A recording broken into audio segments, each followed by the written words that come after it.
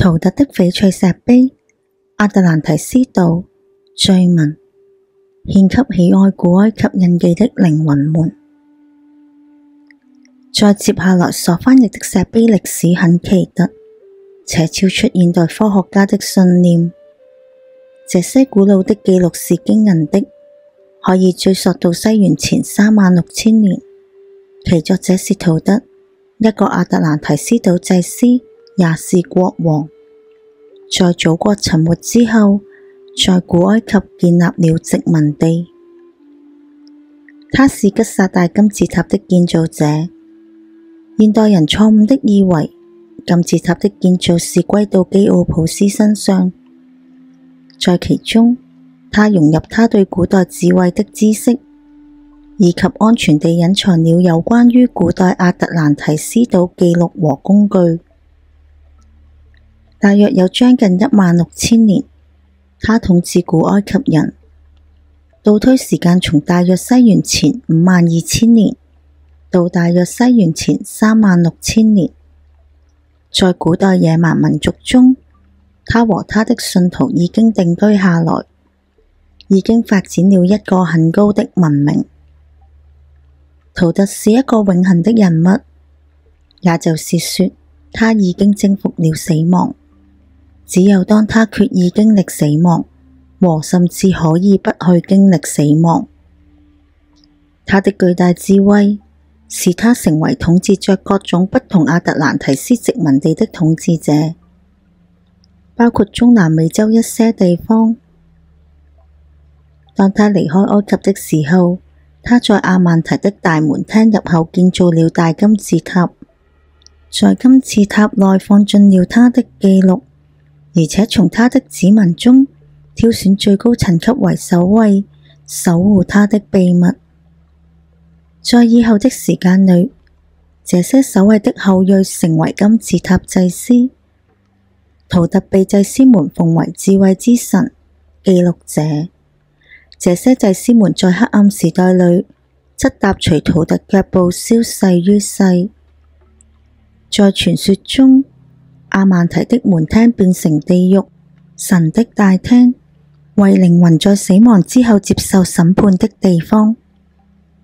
在以後的年代裏，圖特的自我以石碑中描述的方式進入人的身體，如此他輪迴了3次，最後一次被稱為3次出生的黑密士斯文明。在這次人生中，他留下了為現代神秘學家所知的翡翠石碑著作，之後關於遠古神秘學上的事情就很少被揭露出來。這個石碑翻譯了有10個部分，然後在金字塔祭司的監護下留在大金字塔中。為了更為方便，10個部分被分為13個部分。那最後的2個部分就重要性而言，是目前如此偉大和意義深遠，以至於它是被禁止向世界完全公開。然而，那些內容所隱含的秘密，對認真對待它的學生而言，其價值是難以評估的。這些學生應該不止一次地研讀它們，讀100次也才能理解真實的意義。不經意的閱讀，有如驚鴻一瞥，並不知道其中的含義。但是深刻研究將會對探求者開放智慧道路。但是現在以一句話來說，為何這些秘密被隱藏了很長的一段時間，才對現代的人顯示其真意？大約西元前1300年，埃及，遠古的 Cam， 古埃及，當時處於混亂時期，因此許多祭司代表團被派遣到世界其他地方。在這些祭司代表團之中，有一些人，他們攜帶翡翠石碑作為護身符，然後他們才能以權威的身份來訓練從亞特蘭提斯遺留下來的年輕祭司關於這方面的技藝。從傳說中就理解了為何石碑是賦予傳遞者，象徵代表圖特的權威。特別是有一群祭司們帶着石碑移居到南美洲，在那裡他們建立了一個欣欣向榮的種族。這個民族就是記得許多古代智慧的瑪雅民族。在這些人之中，祭司制度穩定而且保持下來。在第10世紀內，瑪雅人完全地定居在尤卡坦半島，而石碑被放置在太陽上帝大神廟之一的祭壇下面。在西班牙人征服瑪雅人之後，城市被拋棄，以及神廟寶物被遺忘了。我們應該理解埃及大金字塔仍然是，也一直是進入這個秘密的初始神廟。在那裡，耶穌、所羅門、阿波羅神和其他人也接受了神啟。作者與同樣工作過金字塔神蹟懷特洛奇有聯繫，被委託恢復和歸還大金字塔古代石碑。因此，在一番經歷之後，這裡就不詳述了。完成了這項任務，在歸還他們之前，他獲准去翻譯及保存石碑上雕刻的智慧銘文的副本，於1925年完成了這個，而現在僅允許出版一部分，可以預料會被受到嘲笑。然而，真正的學生將會體會言外之意而獲得智慧。如果你內在的光覺醒了，這內在之光會對石碑中記載的事物將會作出回應而深深烙印。現在關於石碑的材料方面，它們由12塊翡翠綠玉片所組成，通過煉金術產生的物質形成。它們是不朽的，能抵抗所有的元素和物質。結果，原子和細胞結構固定了，永遠不會發生任何變化。在這層關係上，它們違反了物質的離子化法則。石碑上面刻有古代亞特蘭提斯島語言的文字，這些文字對調諧波作出回應，在作者的腦海中釋放出相關的精神震動。石碑連同捆綁的金環固定在一起，從相同的材料取下的有色合金，對材料的外表說明就這麼多。這其中包含的智慧是古代神秘事物的基礎，而對於一個用開放視覺及深閱讀的人來講，他的智慧將增加100倍。閱讀不管相信與否，只是讀，而在其中濃稠的震動將會喚醒你靈魂作出回應。在下面的頁中，我將會揭示一些神秘事物到目前為止要靠自己，或是要靠其他老師教導，或是真理的學生才能稍微感受到的。人類探索理解他生命法則的理解是沒有終點的，然而真理總是存在於被更高層面遮蔽的超越裡，來自物質人類的視覺的面紗，在他們的探尋中，準備好通過直由轉向內，不是向外擴大他們的視覺去同化他們。肉體感官的寂靜安放有顯現智慧的鎖匙，說話的他不知道，知道的他不說話。最高的知識是非語言所能表達的，因為超越所有物質字眼或符號所能表達的。然而，它卻是真實存在的。所有的符號僅是人領導真理的鎖匙，而許多次門之所以打不開的原因是，鎖匙是如此之偉大，以至於高於它的事物是不可見的。如果我們理解所有的鎖匙，所有的物質符號均是顯現偉大法則和真理的擴展之後，我們就會開始發展使我們能夠穿透面紗的視覺。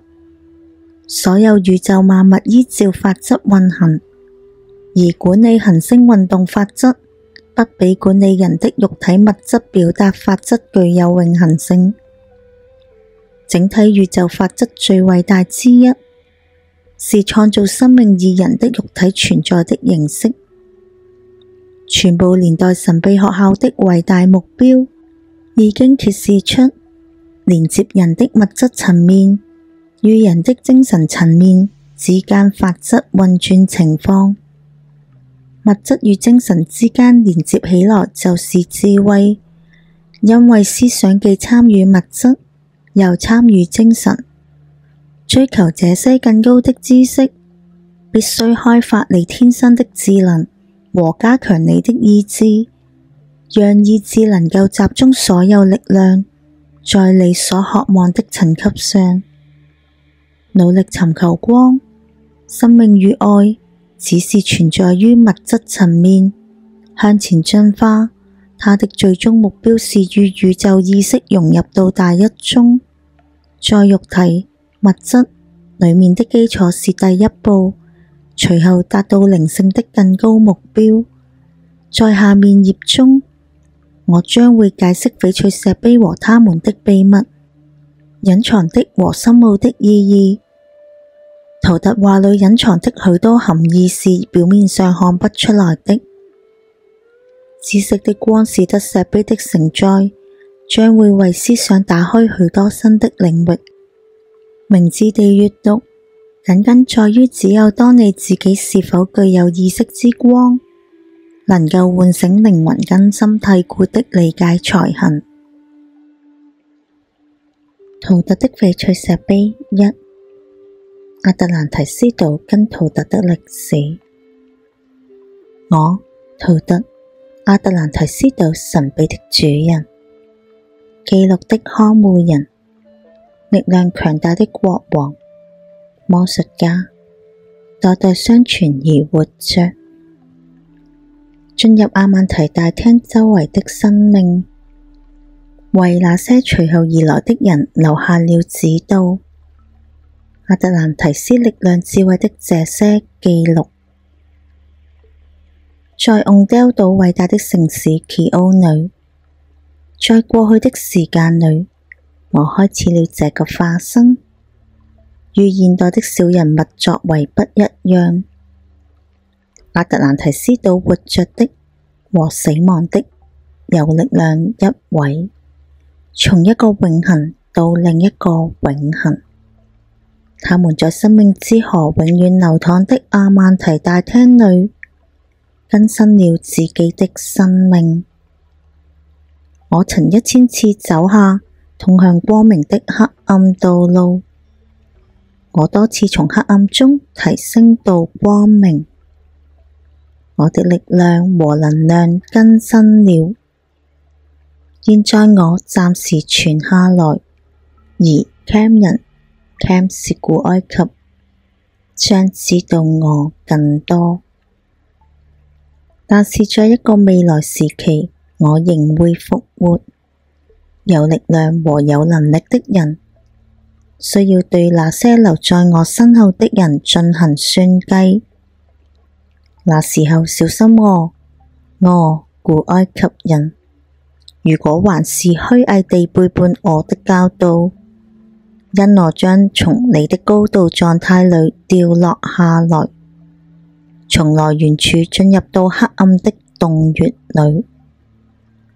背叛不是我的秘密，對北方的人或南方的人，以免我的詛咒仍會開始起作用。記住和留意我的話，因為我真的會再來，而仍會看顧你的需求。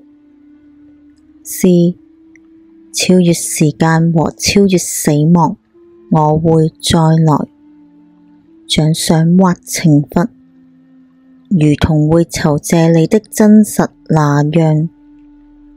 在遠古的日子裡，偉大是我的人民，超越觀念的偉大，現在少許人圍繞我，理解古老的智慧，在無限的心裏面尋找屬於地球青春的知識。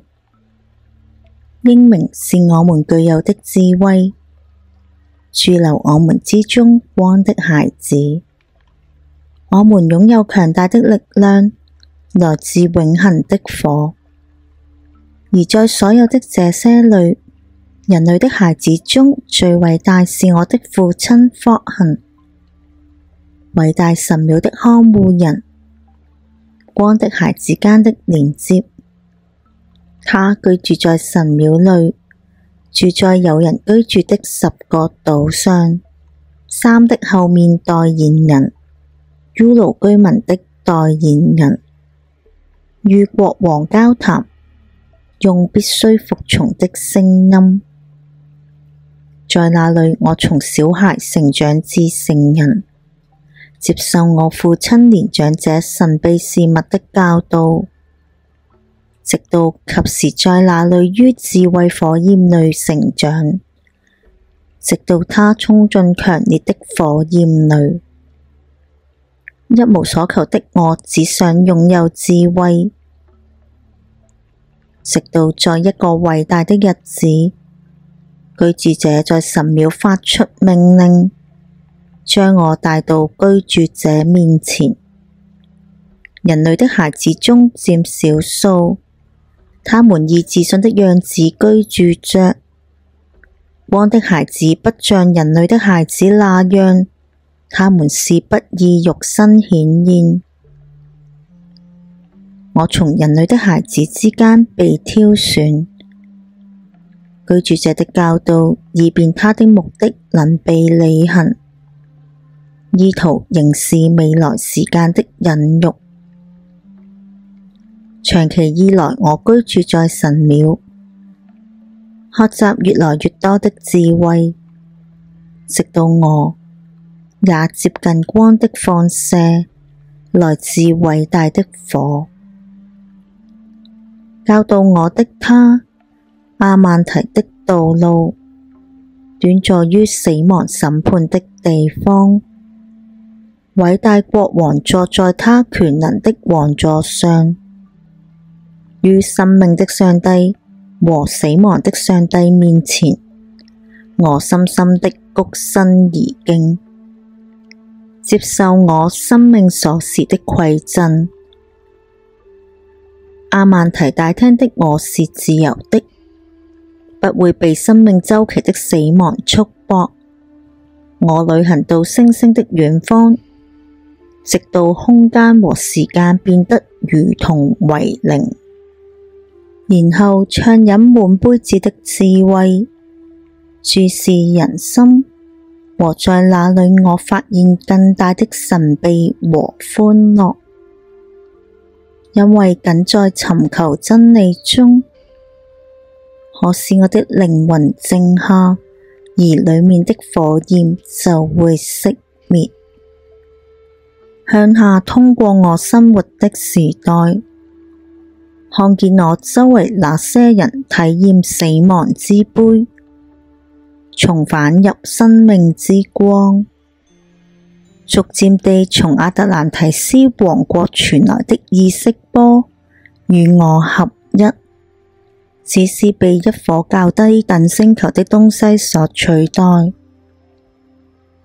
遵照法則，主人的話成長為鮮花，向下進入到轉變亞特蘭提斯思想的黑暗裏，直到最終以這憤怒引發他的阿關提。居住者吶喊，召喚力量，在地球心臟深處，阿曼提的兒子聽到了，正在聽，指引火花的改變，永恆地燃燒，用聖子改變和變換，直到那偉大的火改變了它的方向。整個世界然後爆發了大洪水，溺死和沉沒中，改變着地球的平衡，直到僅淨光的神廟矗立於甕丟的大山上，然後從水裏面升上來。一些在那裏活着的人，從源泉而來的寶泉呼喚我，然後主人說道：把我的人民也集合一起，用你所學習到的藝術，將他們帶離一望無際的洪水，直到到達野人的陸地，居住在沙漠的洞穴中，遵從尚未知道的計劃。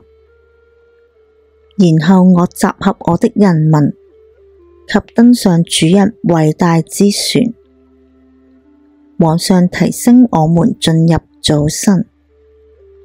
在我們之下是黑暗的神廟，突然洪水漲了起來，從地球上消失，直到指定的時間，就是那偉大的神廟。我們趕緊逃向早晨的太陽，直到我們之下看不見古埃及的孩子。憤怒的，他們帶着棍棒和矛前來，在憤怒中想要殺死並徹底摧毀亞特蘭提斯的兒子。然後出現的我的杖指揮一束震動的光線，如同山的碎石那樣，撞擊營救在他們的軌跡中的他們。然後我與他們平靜及平和地交談，告訴他們亞特蘭提斯的力量，說我們是太陽的孩子和他的信士，用我的魔法科學的展現我震懾他們，直到他們抱團於我腳下。就在那個時候，我赦免他們。我們長時間居住在古埃及陸地上，長久還是再一次的長久，直到服從主人的命令。他睡着時候仍是永恆地活着。由我這裏派遣了亞特蘭提斯的兒子，把他們送到許多方向，均由時間的智慧孕育而來，可能在他的孩子中再次崛起。我長時間以來居住在古埃及陸地上，借助我內部的智慧做偉大的工作，向上成長，進入知識的光裏面。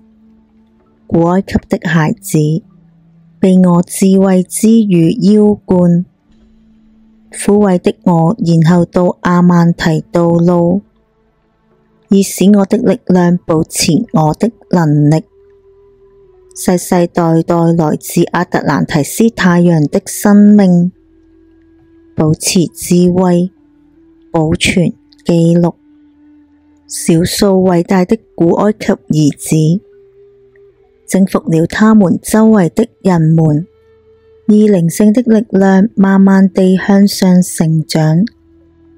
現在我一度從他們之中進入亞曼提的黑暗大廳，在地球大廳的深處，在力量的上帝面前，再一次與居住者面對面，提升我高於入口、門口、關口，引導下至亞曼提。很少有人有勇氣挑戰它，很少有人經過入口進到黑暗的亞曼提。在通道上提升我有力量的金字塔，使用戰勝地球力、重力的能力，深的或更深的安放我的力量房子或房間，因它雕刻了我迴圈的通道，幾乎到達到偉大的頂點。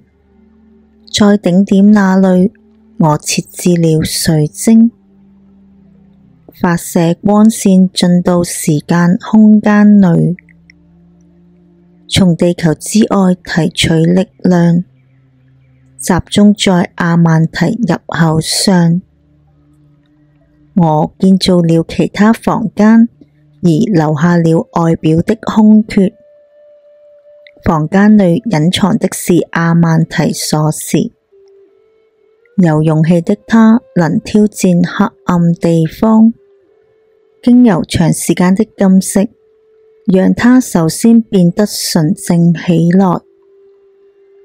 在我的房間安放着石棺，那麼向他展現偉大的神秘。很快地，他將追隨到我將會見他的地方，甚至在地球的黑暗中，我將遇見他。我，圖特，智慧的上帝，會見他和擁有他，與他永遠居住在一起。我建造了偉大的金字塔，模仿地球曆的圖案，而使它永恆地燃燒，也可以通過年代保持。在金字塔裡，我建造了我的魔法科學知識，以使當我再次從亞曼提回來的時候，我能夠在這裡。是的，當我沉睡於亞曼提大廳，我無拘無束的靈魂將以化身顯現，以這樣或那樣的形態居住於人類之中。出生3次的黑密士師，地球上的使者是居住者的我，履行他的命令，因而多數人能被提升。現在我重返進入亞曼提大廳，留下我一些智慧，仍然保護和保持居住者的命令。眼睛向上，永遠注視着光。真的要及時與主人在一起，真的要依着光與主人在一起，真的要依着光與萬有在一起。現在我也出發了，熟悉我的戒律，保持他們和成為他們，而我將與你一起，幫助和引領你進入光裡面。現在在我之前打開入口，我往下進入光的黑暗裡。圖特的翡翠石碑2，亞曼提大廳。在地球深處安放有亞曼提大廳，懸在沉沒的亞特蘭提斯島之下，死亡的大廳和生命的大廳，沐浴在無限萬有的火裡。遙遠的過去，迷失在時空中，光的孩子蔑視這個世界，正看着人類孩子深陷在他們自己的束縛中，束縛於超越之上的力量，知道他們僅是徘徊於束縛的自由之旁。人類真的可以永遠從地球提升到太陽，從上面傳遞下來與創造的身體。人類具有了他們自己的外表。萬物的主人在人類形成之後說道：我們是用空間、灰塵構成他們，共同分享自無限萬有而來的生命。以人類的孩子樣生活在這個世界上，相似於人類的孩子但又不同於他們。那麼對於居住的地方，遠在地殼之下，用他們的力量爆炸了巨大空間，遠離人類的孩子的空間，用力量和能量包圍他們，防護他們免遭死亡的大廳傷害，並排放至他們其他空間，用生命以及用上面來的光充滿他們，建造他們那時的阿曼提大廳。他們可以永恆地居住在那裡，與不朽的盡頭的生命永遠生活在一起。那裡有32個孩子，來到人類之中的光的兒子，尋求解除黑暗的束縛。那些人被超越之上的力量束縛住，在生命的大廳深處成長為花，綻放、展開的，將黑暗向後驅動回去，放置在中心，一個偉大的力量，給予生命，給予光，使所有接近他的人充滿力量，在他王座周圍放置他們。2和30，為每一位光的孩子放置，讓他們沐浴在光輝裡，充滿來自永恆之光的生命，在那裡多次放置他們自己最初創造的肉體，以使他們可以充滿生命的靈魂。每1000年必須有100年，給予生命的光在他們的身體上燃燒、復活、喚醒生命的靈魂。在那裡世代相傳迴圈下去，就坐着偉大的主人，過着不為人知的一生。在生命的大廳那裡，他們沉睡着，通過人類的身體，他們的靈魂自由的流動。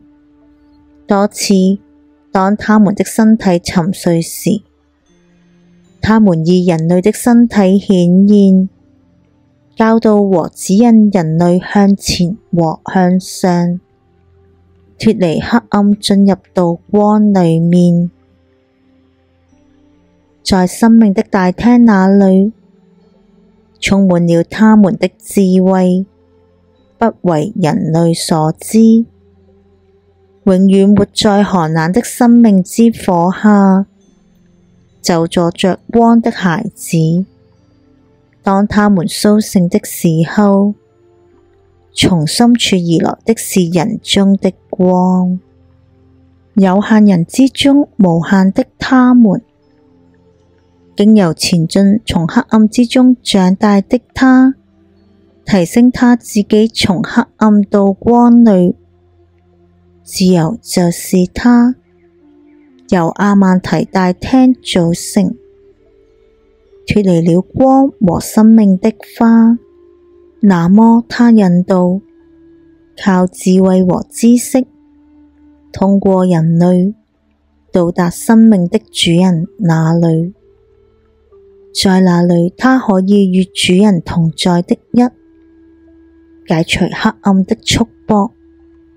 七在花的光輝閃耀中就坐，來自我們上面時空的上帝，通過無限的智慧幫助和引導，經由人類孩子的時間道路、力量和神奇，他們用他們的力量隱藏起來了，寂靜的、全知的，描畫着生命力，仍不同於與人類孩子同在的一。是的，不同的，而是與光的孩子同在的一。人類束縛的管理者和看守者，光來臨時候準備去解放。首先和最有力量的咒詛隱藏的存在，上帝中的上帝，無限的久，處於每次迴圈上帝之上。3、4、5、6、7、8，每一個有他的使命，每一個有他的力量，引導、指揮人類的命運。在那裏他們咒詛，有力量和有效力的，不受任何時間和空間的限制。不是這世界組成的他們，仍與他相似，年長兄弟的他們，人類的孩子，審判和權衡，具有他們自己智慧的他們，注視人類之中光的發展。在他們面前，我由居住者帶領，注視着他與上面的大一混和，然後從他那裏傳出一個聲音說道：偉大藝術的你，圖特，在人類孩子中，自此以後阿曼提大廳的自由，生命的主人在人類孩子中，不再品嚐死亡，除非你願意那樣。你學生命甘露，來到永恆的盡頭。自此以後，生命永遠，你所得到的；自此以後，死亡在你的掌管下。你願意的時候，居住在這裏或離開這裏。自由是到達人類太陽的阿曼提，從你的願望裏取走你的生命。在人類中長大的光的孩子，選擇你的工作，因為萬物都應該勞動，永遠不要脫離光的道路。慢一步，你已經得到向上的長路。現在無限的東西是光的山脈，你慢的每一步就提高了山脈。你前進的全部就延長了目標，不斷地接近無限的智慧，以前你後退的目標。現在自由仍是由阿曼提大廳組成，與世界的上帝手拉手行進，一個成為一體的目的，共同工作，直到人類的孩子產生光。那麼來自他王座的主人之一，拉着我的手及領我向前，通過全部深藏的陸地大廳，帶領他，我通過了阿曼提大廳，展現不為人類所知道的神秘。穿過黑暗的通道，他帶領我向下，進入黑暗死亡所在的大廳。巨大的大廳在我面前呈現出巨大的空間，被黑暗包圍卻充滿了光。在我面前出現了一個巨大的黑暗王座，面紗上坐着一個黑暗的身影，比黑暗更黑暗的偉大人物坐着。黑暗的黑暗不是夜晚。那麼在他停頓之前，主人言談中帶來生命的話語，說道：哦，黑暗的主人，指引從生命到生命的道路。在你面前，我帶來了早晨的太陽。永遠不要用黑暗的力量觸碰它，不要把它的火焰召喚到黑夜，知道它看見他，我們的一位兄弟，從黑暗提升到光裏，將他的火焰從束縛中釋放出來，自由讓他在黑暗的黑夜中燃燒，然後舉起影子的手，往前來的火焰變得清明，迅速地拉開黑暗的序幕，從死亡的黑暗中揭開大廳。那麼在我面前的偉大空間中成長，火焰之後的火焰，來自死亡的遮蔽物，在我面前無數有數以百萬的人跳躍，有些如同火花樣燃燒，一些人散發出微弱光芒，在死亡中微弱地流動，有些人很快就消失了，其他的從光的小火花中成長，每一個都被他暗淡黑暗中的遮蔽物所包圍，仍閃耀着從不會熄滅的光的火焰，像春天的螢火蟲來去，用光和生命充滿了他們的空間。然後一個聲音響起，有力量和莊嚴的說道：這些是人類中的靈魂之光，生生不息，永遠存在，不斷變化的生命，通過死亡進入生命。當他們成長為花朵的時候，達到了他們生命裏成長的頂峰，那麼迅速地送走我黑暗的遮蔽物，隱藏和變化為新的生命形態，經歷歲月穩步向上，不斷成長，擴展到另外的火焰裏，用更大的能量點亮黑暗，熄滅仍未熄滅的死亡遮蔽物。永遠向上的人類靈魂也是如此，熄滅仍未熄滅的死亡遮蔽物。我死亡來臨，而是我不逗留了，因在萬有裏生命永恆存在。我在道路上唯一的障礙，很快就被無限的光征服、喚醒。哦，永遠向內燃燒的火焰，燃燒起來和征服死亡的遮蔽物。那麼在火焰的中間，在黑暗那裏成長的一個人，驅趕黑暗，燃燒着，擴展着，永遠更加明亮，直到終於完全是光。那麼響起我的引導，主人的聲音，看到你自己的靈魂同樣地在光中成長，現在永遠從死亡的上帝那裏解放出來。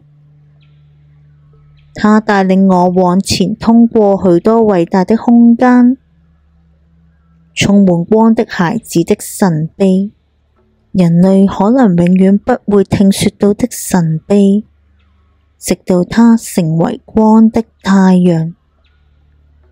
那麼向後，他帶領我進入到光的大廳的光裏。那麼在偉大的主人面前，我跪下。來自上面周期萬有的上帝，那麼響起他偉大力量的話語：你已經脫離亞曼提大廳而自由了，在人類的孩子中挑選你的工作。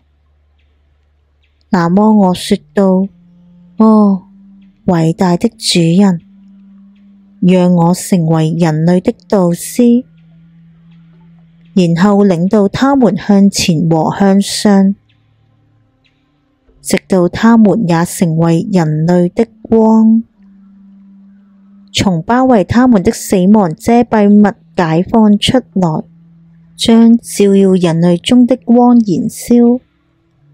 那麼聲音對我說道：去，如你願意那樣，因而它是法令。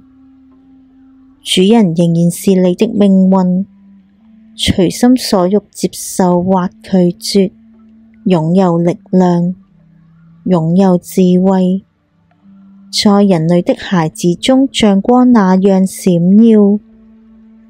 那麼皇上，引領我的居住者，我再次居住在人類的孩子中，教導和展現我智慧的一部分。光的太陽，人類中的火。現在我再次踏上向下的道路，在死亡的黑暗裡尋求光，果斷保存我的記錄，它將成為人類孩子的嚮導。陶特的翡翠石碑3，智慧鎖匙。我，亞特蘭提斯島的陶特，我的智慧給予，我的知識給予，我的力量給予，我自由地賦予給人類的孩子，賦予他們也能具有智慧，照亮從死亡遮蔽物而來的世界。智慧是力量，而力量是智慧。整體合一，完美推動。你不能自大，哦，人類，在你的智慧裡，與無知和明智交談。如果一個充滿知識的人來到你面前，傾聽和注意，因為智慧是一切。當邪惡借以真理發言，不要保持沉默，就像日光照耀一切萬物。凌駕法則上的他將受到懲罰，因為僅通過法則才能獲得人類的自由。因為你不因害怕受束縛而恐懼。一個對人類而言與黑暗捆綁在一起的束縛，在你的一生中追隨你的內心。你真的超越受命令驅使。當你獲得財富的時候，追隨你的內心，因為所有這些對你毫無益處。你的心是疲倦的。不要減少追隨你的內心靈性，它是靈魂所厭惡的。受指引的人不再迷途，而迷失的人無法找到正直的道路。如果你在人類之中行走，請感受你自己，愛一直存在於內心的初始起伏和結束之間。如果一個人來詢問你，讓他自由地說話，他來找你的事情到你這裡就可以完成。如果他猶豫着向你開放他的心靈，是因為你的判斷確實是錯誤的。不要重複你的言辭，也不要聽從他。因為他是一個不再平衡的人的話語，你不要說他，這樣他就可以在你面前知道智慧。沉默有巨大好處，喋喋不休地說毫無益處，不提升你的靈性高於人類孩子，以免他使你比灰塵更低。如果你是偉大的人之一，以知識和溫柔而榮耀；如果你想了解朋友的本性，不要詢問他的同伴，而是單獨與他相處一段時間，與他辯論，通過他的話和他的關係測試他的靈性。進到儲藏室的東西必須拿出來，屬於你的東西必須與朋友分享。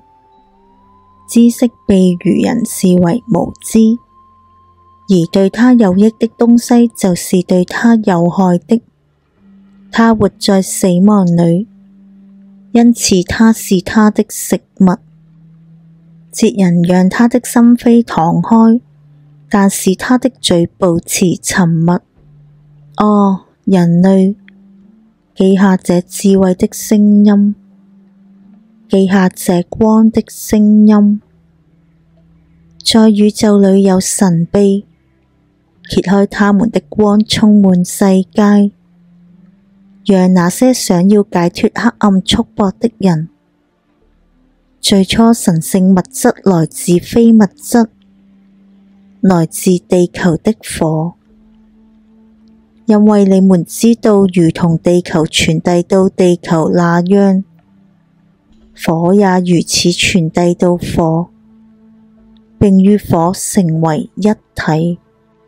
知道自己內在的火的人，將攀升到永恆的火裏，並且永恆地居住於火裏。火，內在的火，是所有力量中最強大的，因為它戰勝一切和穿透地球上全部的東西。人類只靠那抵抗來支持自己，因而地球必須抵抗人類，否則就不存在了。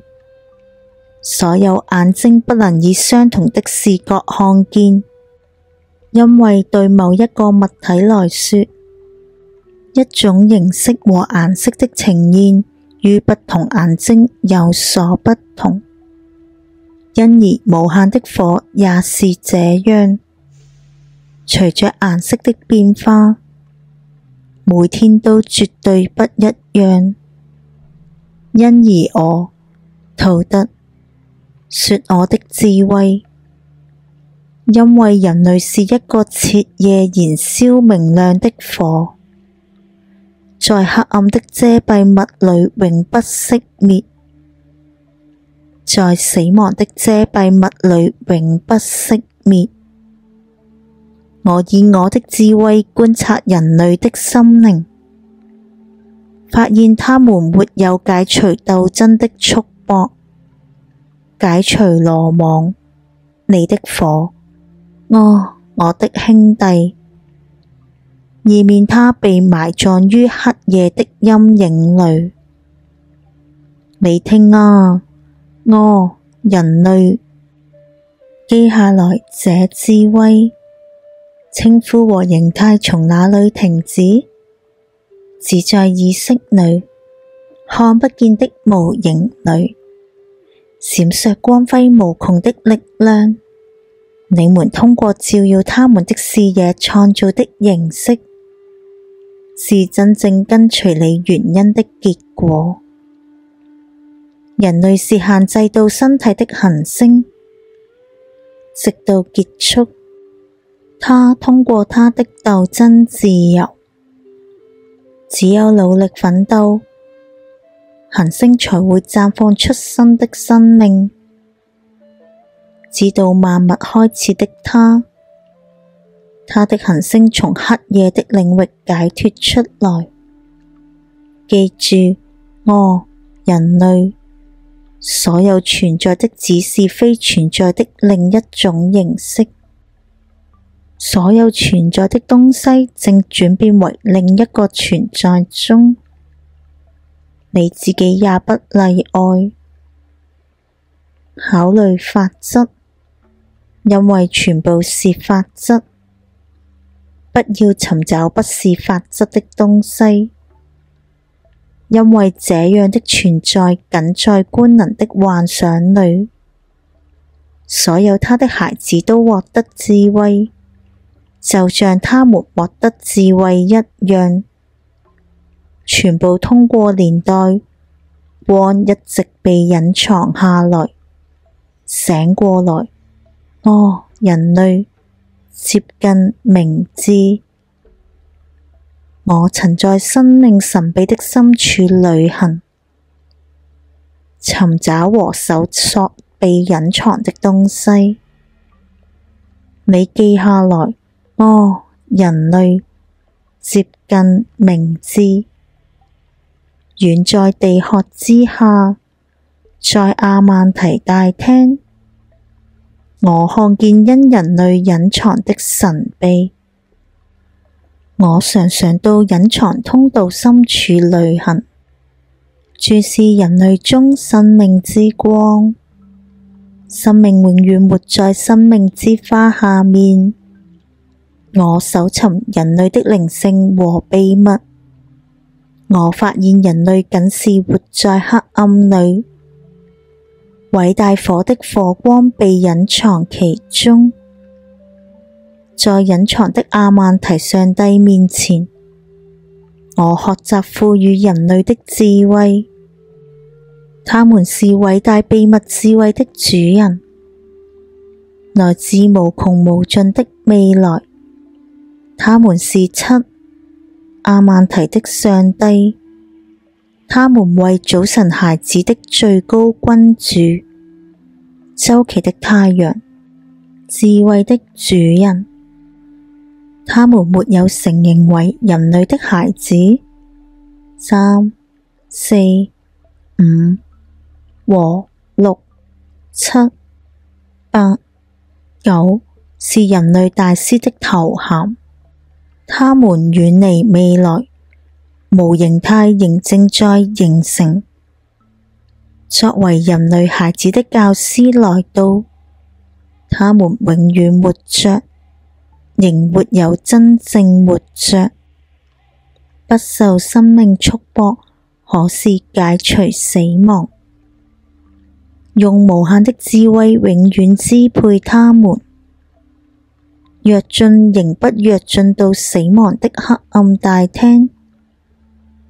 在他們具有的生命中，仍然為不是生命的生命。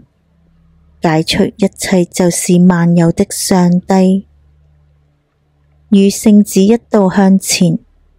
他們是萬有之上的工具，巨大是他們的面容，仍隱藏在小我裡面，在編程中形成，仍然是不為人熟知的。3、保存全部隱藏魔法的鎖匙。死的大廳創建者的他，發出力量，用黑暗覆蓋、捆綁人類孩子的靈魂，發送黑暗、捆綁靈魂力量。人類孩子負面的導演。4是釋放力量的他，他是人類孩子生命的上帝。光是他的身體，火焰是他的面容，給予人類孩子靈魂的自由。5是主人，是人類之中讚揚世界鎖匙全部魔法的上帝。6是光的上帝，隱藏的道路，人類孩子靈魂的道路。7是巨大上帝的他，空間的主人和時間的鎖匙。8是規範前進的他，衡量和平衡人類的旅程。9是父親，他巨大的面容，來自無形裡面的形成和變化。在我給予你的符號裡冥想，它們是鎖匙，雖然因人類隱藏起來了，永遠向上延伸。哦，早晨的靈魂，向上轉變你的思想到光和生命裏，在我帶給你數字的鎖匙裏有所發現，再從生命到生命的道路上發光。你尋求智慧，把你的思想轉向內，不對光的花封閉你的頭腦，在你的身體裏放置思想形成的圖畫，想像引領你到生命的數字。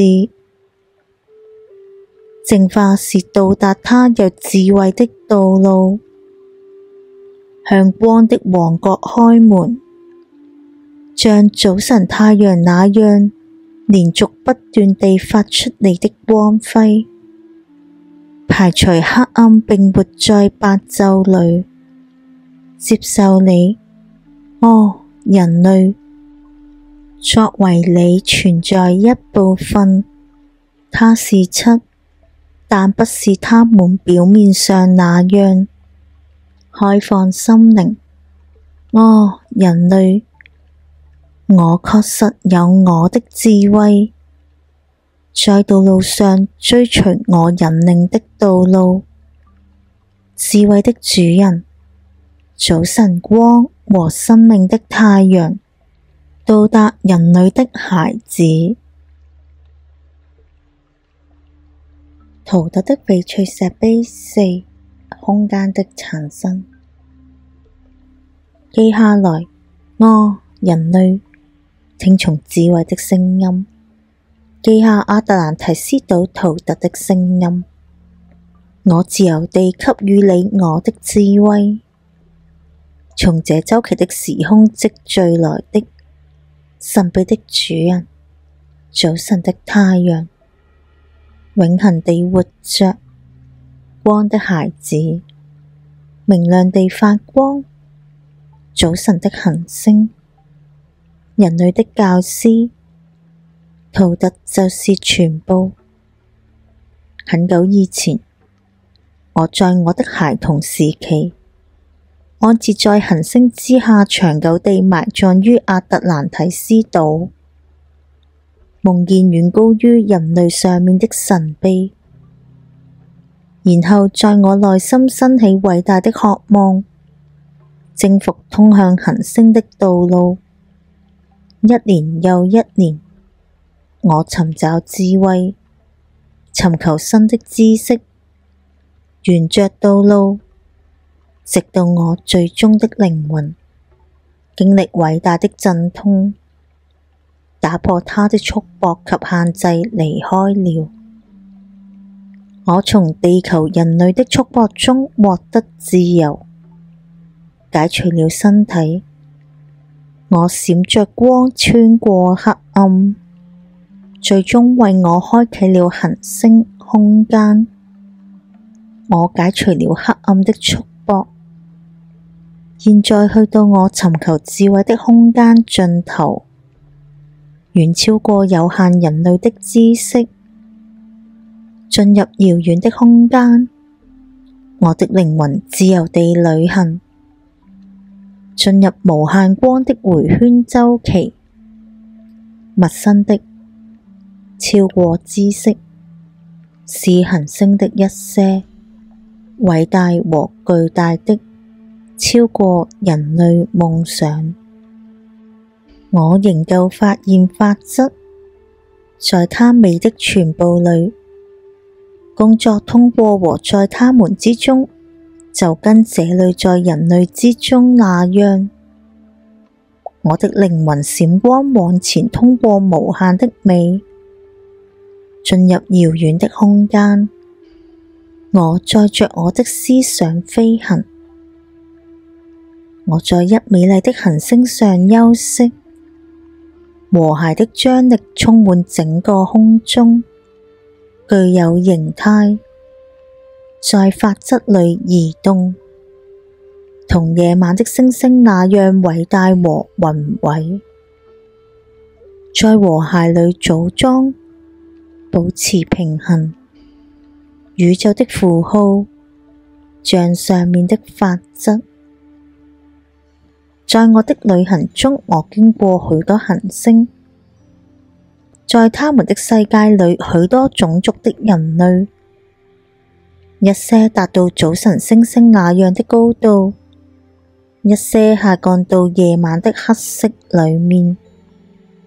他們的每一個及全部都努力向上，提高高度和探測深度，不時在光亮地方移動，通過黑暗活着，獲得光。知道，人類，光是你的遺產。知道黑暗僅僅是遮蔽物，塵封在你心裏的是明亮的永恆，等待征服自由的瞬間，等待去撕碎黑暗的遮蔽物。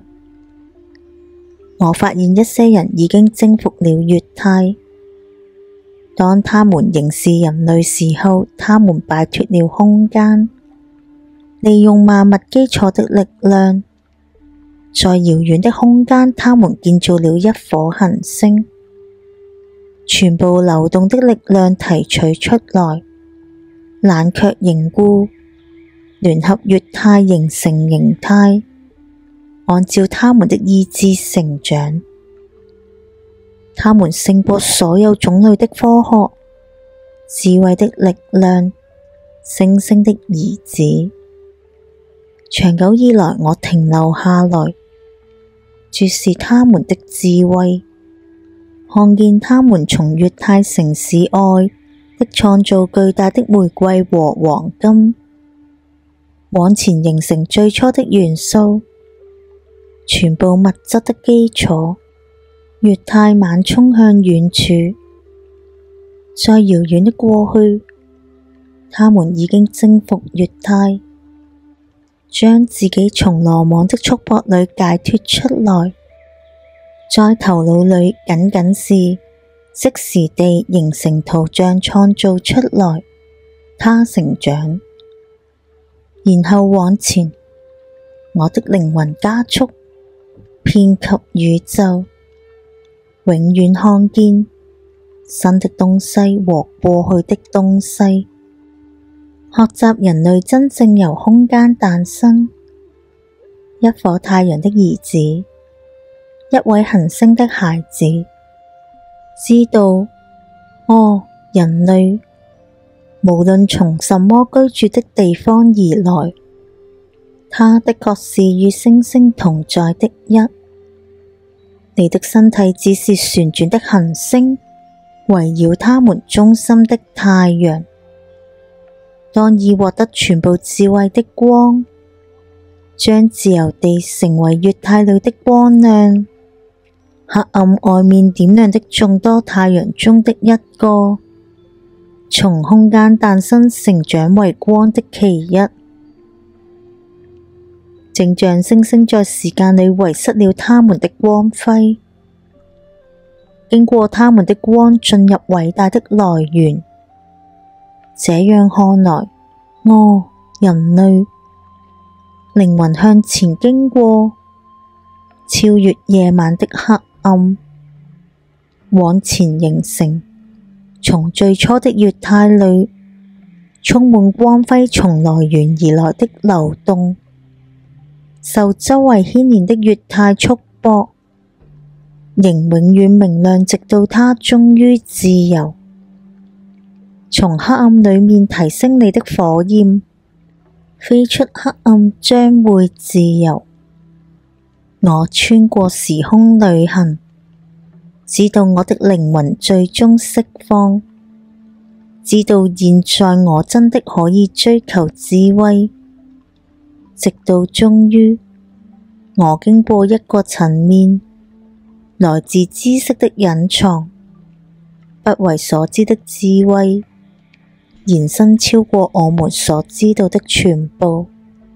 現在，人類，當我已經知道這個時候，我的靈魂快樂成長，因為現在我是自由的。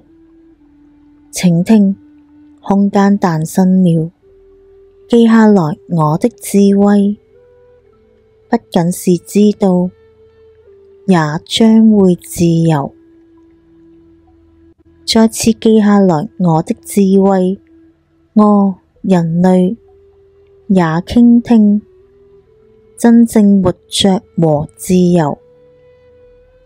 地球不仍單是粗陋的，而是無限宇宙光的孩子。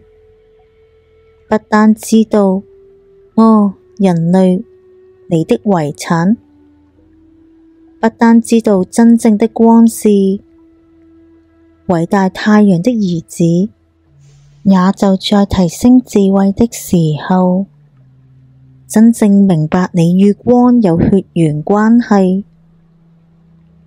現在我給予知識，自由地行走在我踏過的道路上，也真正地顯示出我怎樣努力的。我踏着通往星星行星的道路，仍然聽，人類，知道你的束縛，懂得如何將你自己從羅網裏解脫出來，從黑暗裏面仍將往上提升，與光同在的一，以及與星星同在的一，仍永遠追隨智慧的道路。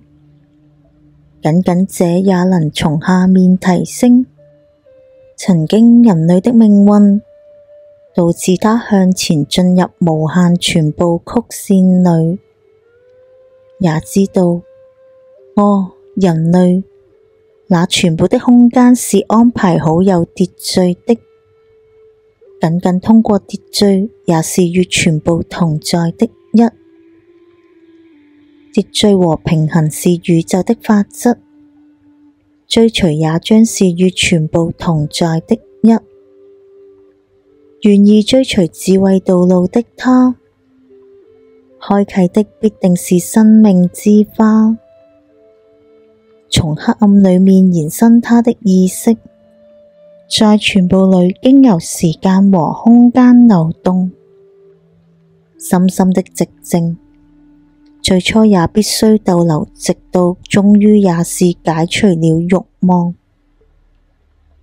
解除了於寂靜裏說話的渴望，由寂靜征服話語的束縛，戒吃直到我們已經被征服了渴望食物，那是靈魂的束縛，然後仍在黑暗躺下，從光的光線裏仍舊閉上你的眼睛，在你的意識地方以你的靈魂力量為中心，搖動它，解除黑暗的束縛，在你思想中放置你願望的圖像，想象一個地方你願望被看見，用你的力量在你的前面和後面來回震動，在夜晚之中釋放你的靈魂出來，運用你的力量強烈震動，直到最後你的靈魂自由時。強大的是宇宙的火焰，無法用言語形容，懸掛在星光體的平面裏，沒有讓人知道。強大和被平衡，妥善移動，和諧的音樂遠遠超過人，用音樂講話，用顏色唱歌，從永恆的全部最初開始燃燒，火焰藝術你的火花。我的孩子，用顏色並且接受音樂燃燒，譜出聲音將使你自由。意識將自由地融入宇宙中，一個有次序和所有人的低點，在黑暗之外認識你們並非人，那光將向前燃燒，在所有當中的一個象徵。懇求你們取得智慧的禱文，為了針對全部的光的來祈禱。強大靈性之光將閃耀穿透整個宇宙，對你和諧拉近我的火焰更近。從黑暗之中抬起我的火，吸引人的火，它是全部的一。抬起我的靈魂，你的權力和影響力，光的孩子，不離開轉身，吸引我的力量融入你的火爐，有全部事情和全部事情的一，合二為一，一個使用大腦炸破生活的緊張。當你們已經使用你的靈魂與他的奴役分離時，直到你們黑暗的離開，透過這個空間，你們可能尋找到智慧。腳限界療不是以肉體形式鍛造的，向前和向上帶入早晨，自由閃耀。哦，靈魂，到光的王國，向秩序移動，向和諧移動，自由將你移動光的孩子，尋找你們並且認識你們，我的智慧的鎖匙。因此，哦，人類，你們肯定即將自由。圖特的翡翠石碑5 Ulu 的居住者。我常常夢見沉沒的亞特蘭提斯島，已經通過黑暗的消失年代，在微之中永恆地存在。一束穿過夜晚黑暗閃耀的光，很強大的力量，正支配着地球誕生。在亞特蘭提斯島時代，地球的上帝主人，國家的國王，智慧的主人，通過新圖發光，道路的看護者，居住在他的廟宇。Ulu 的主人，亞特蘭提斯島時代地球的光，主人，他來自超越我們之上的迴圈週期，如同人類之中那樣的肉身生活，不同於地球出生的。他來自超越我們那一邊週期的太陽，超越人類。知道我，人類，火熱的主人，永遠是與人類孩子同在的一。遠在過去亞特蘭提斯島初次成長為力量的時間裏，那裏真的出現了與智慧鎖匙同在的一，向全部展示光的道路，向全部人類展示到達的道路，在人類之中流動的光的道路，控制黑暗，領導人類靈魂，向上到達與光同在的高度。分開的王國，他進入一部分，十是他們，受人類的孩子支配。在另一個之上，他建造一座廟宇，但是不靠人類的孩子建造。在月態裏面，他呼喚他的物質，靠兔靈的力量鑄造成形，進入用他的頭腦建造的形態裏。他隱蔽在連綿數英里的島嶼，空間連着空間。他在他的力量中成長，黑色還不黑的，但是像太空的黑暗，在光的核心深處。很快地，廟宇成長為存在，靠居住者的話鑄造成形。被呼喚從無形裏進入有形形態裏，然後他在內部建造偉大的房間，用往前從液態裏呼喚而來的形態充滿他們，用往前靠他的頭腦呼喚而來的智慧充滿他們。他真的是他妙語裏的模型，他真的仍未形成人類形象，在還不是人類的他們中居住。他是陌生和遠遠不相同的，從人類的孩子而來，然後他從人類之中挑選三成為他的通道。他從最高處挑選三，去成為他與亞特蘭提斯島的連結。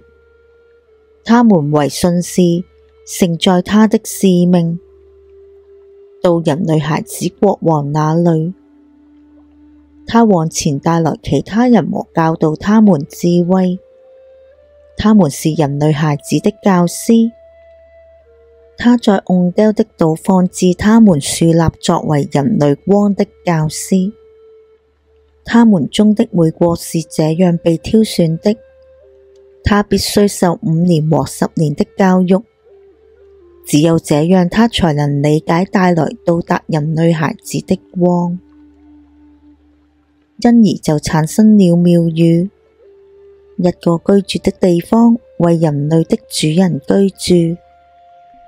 我陶德永遠尋求智慧，在黑暗中探索及在光裏探索。我始終在我的青春時期旅行道路，永遠尋求獲得新的知識，直到經過許多努力後，3的1向我帶來了光。他向我帶來居住者的命令，從黑暗裏呼喚我進入光中。他帶我到居住者面前，到達妙語深處在偉大的火前面。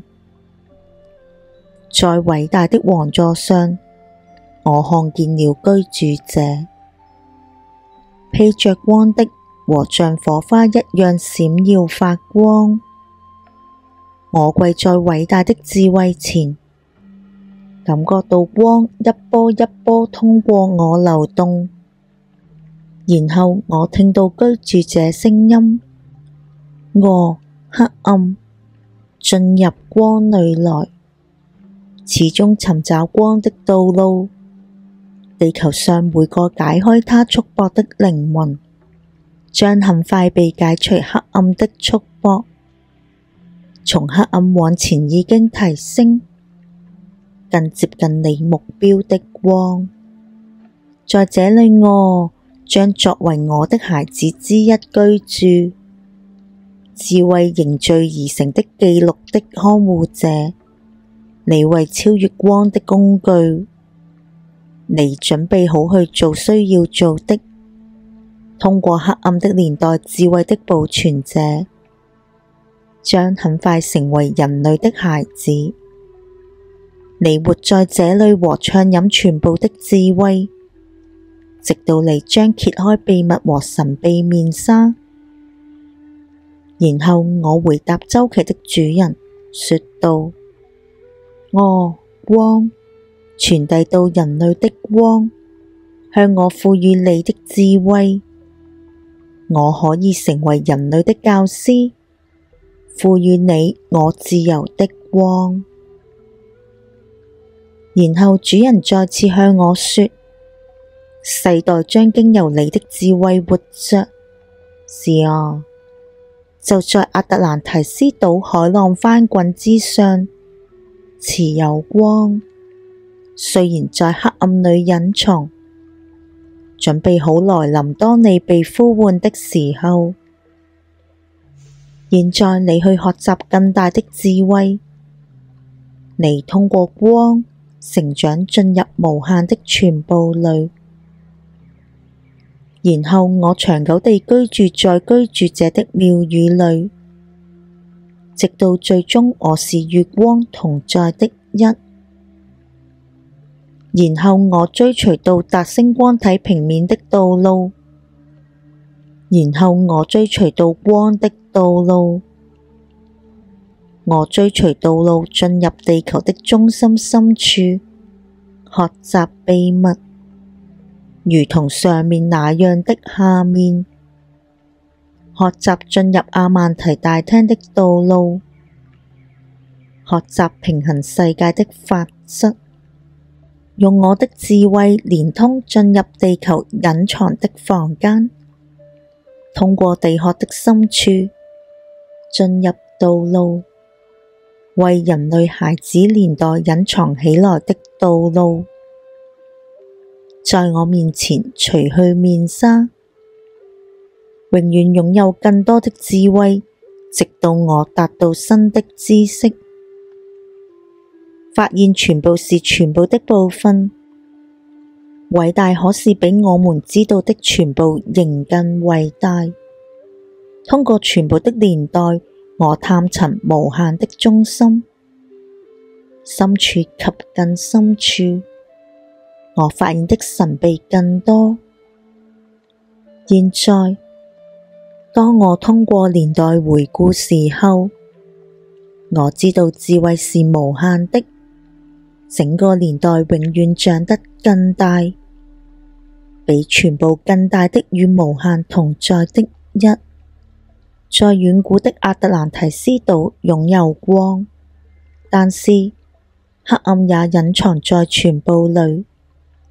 從光裏落下進入黑暗裏，在人類之中，有些已經提升到高度，因為他們的知識，他們變得驕傲了。他們以他們在人類中的位置自豪。他們深然進入到禁止裏，開啟了人領導下面的通路。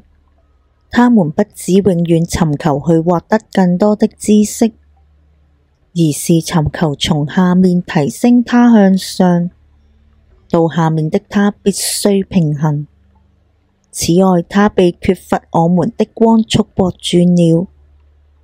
然後他們打開，靠他們的知識向人類禁止的道路，但是在他的廟宇裏，權能的居住者通過亞特蘭提斯島時候，安放他的阿關提，他的靈魂自由的漫遊，靠他們的魔法，他看見亞特蘭提斯島，開啟了會帶來地球巨大悲哀的通路，然後他的靈魂快速逃離，回到他的身體裏。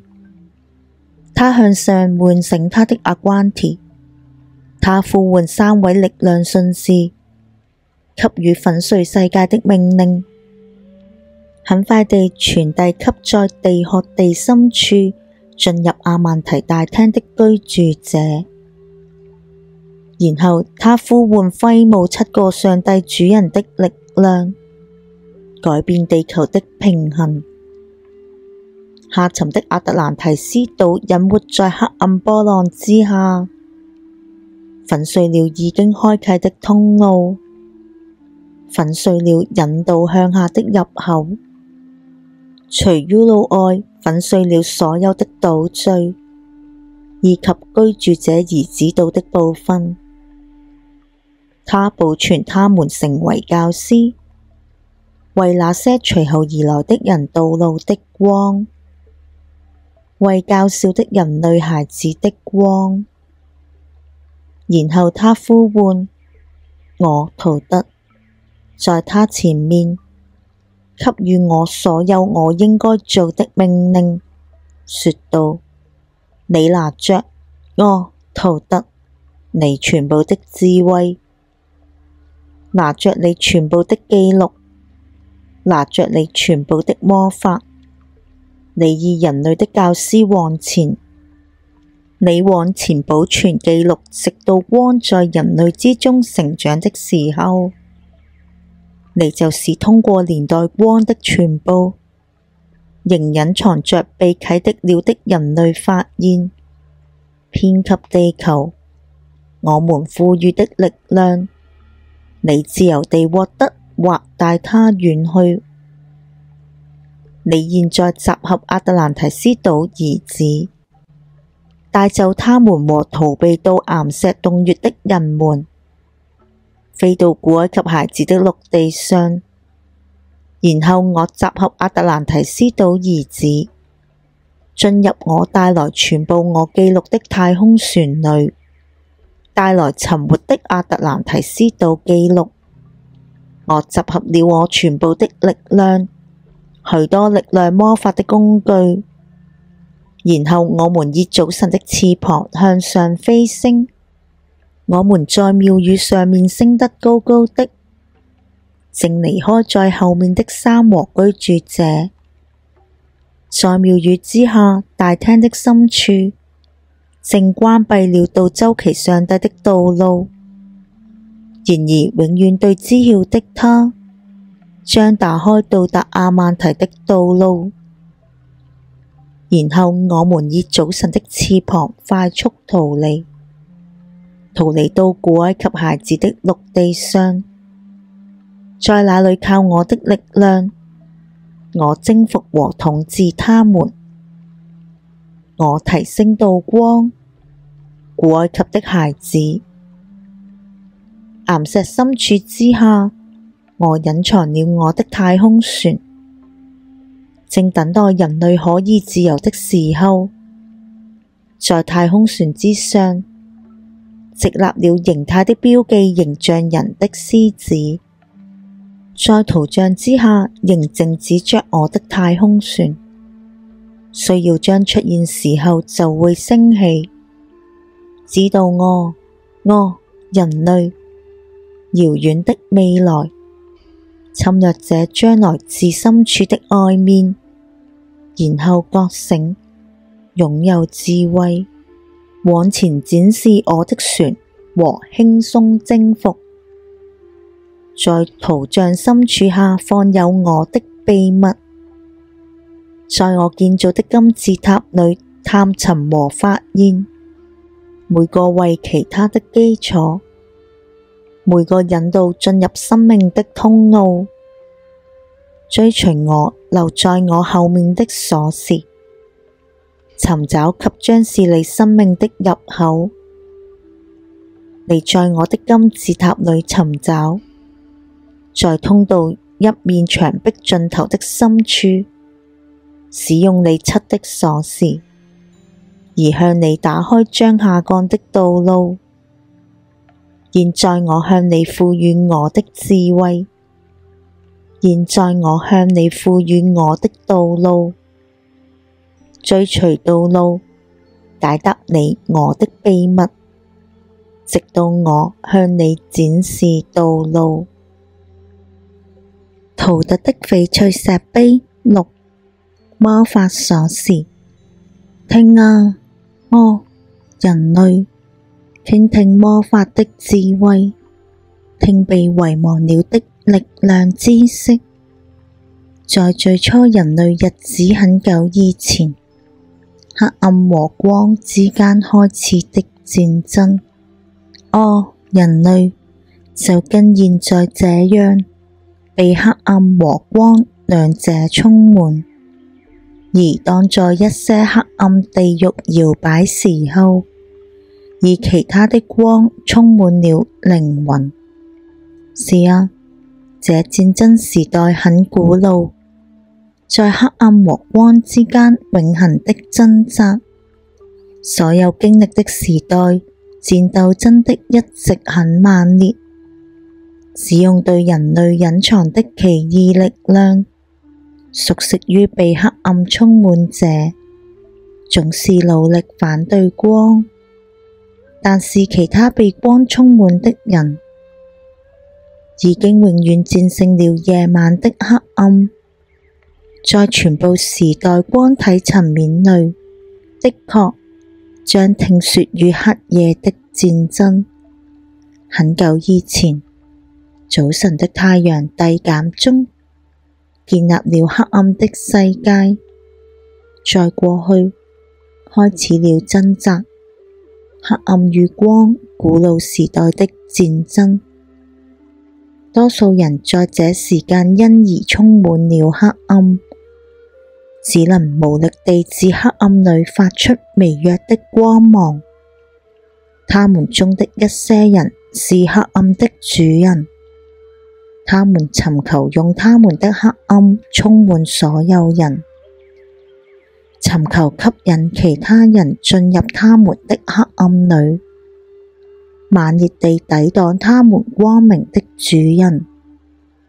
他們自夜晚的黑暗猛烈地戰鬥，永遠尋求繃緊束縛，使人類約定夜晚黑暗的束縛。他們總是使用黑暗魔法，將黑暗力量帶進人類裏，用黑暗掩蓋人類靈魂的魔法。按照秩序結合起來，黑暗的兄弟，他們經過的年代，他們是人類孩子的敵手，他們總是秘密和隱藏前行，發現仍不被人類的孩子發現。永遠，他們在黑暗裏行走和工作，人匿了夜晚黑暗的光，默默地、秘密地使用他們的力量，奴役和捆綁人類的靈魂。看不見他們的開始，也看不見他們的去向。人類用他們的無知從下面召喚他們。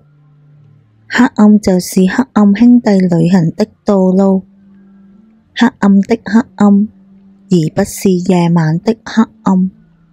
在地球上旅行，他們走過人類的夢，他們已經獲得力量，從他們周圍黑暗裏，從他們的行星的裏面去召喚其他的居住者，在他們是黑暗的道路裏，而不被人類所看見，進入人類的心靈空間，找到黑暗兄弟，他周圍，他們關閉他們黑暗的遮蔽物，在那裏，靈魂通過他的一生居住在束縛裏，被黑暗的遮蔽物束縛局限。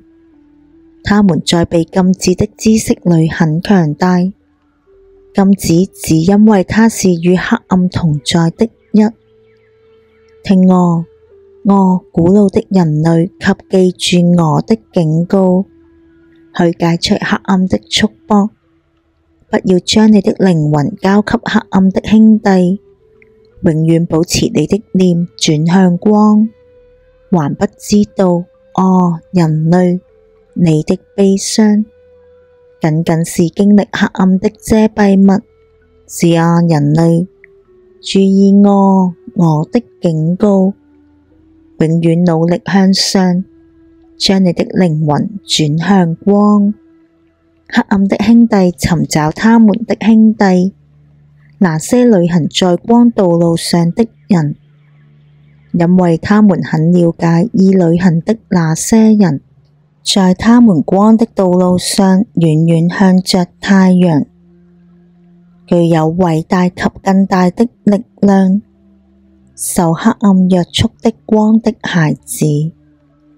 記下來啊，人類，直到他為你來臨，但請權衡一下，他的話語是否帶着光？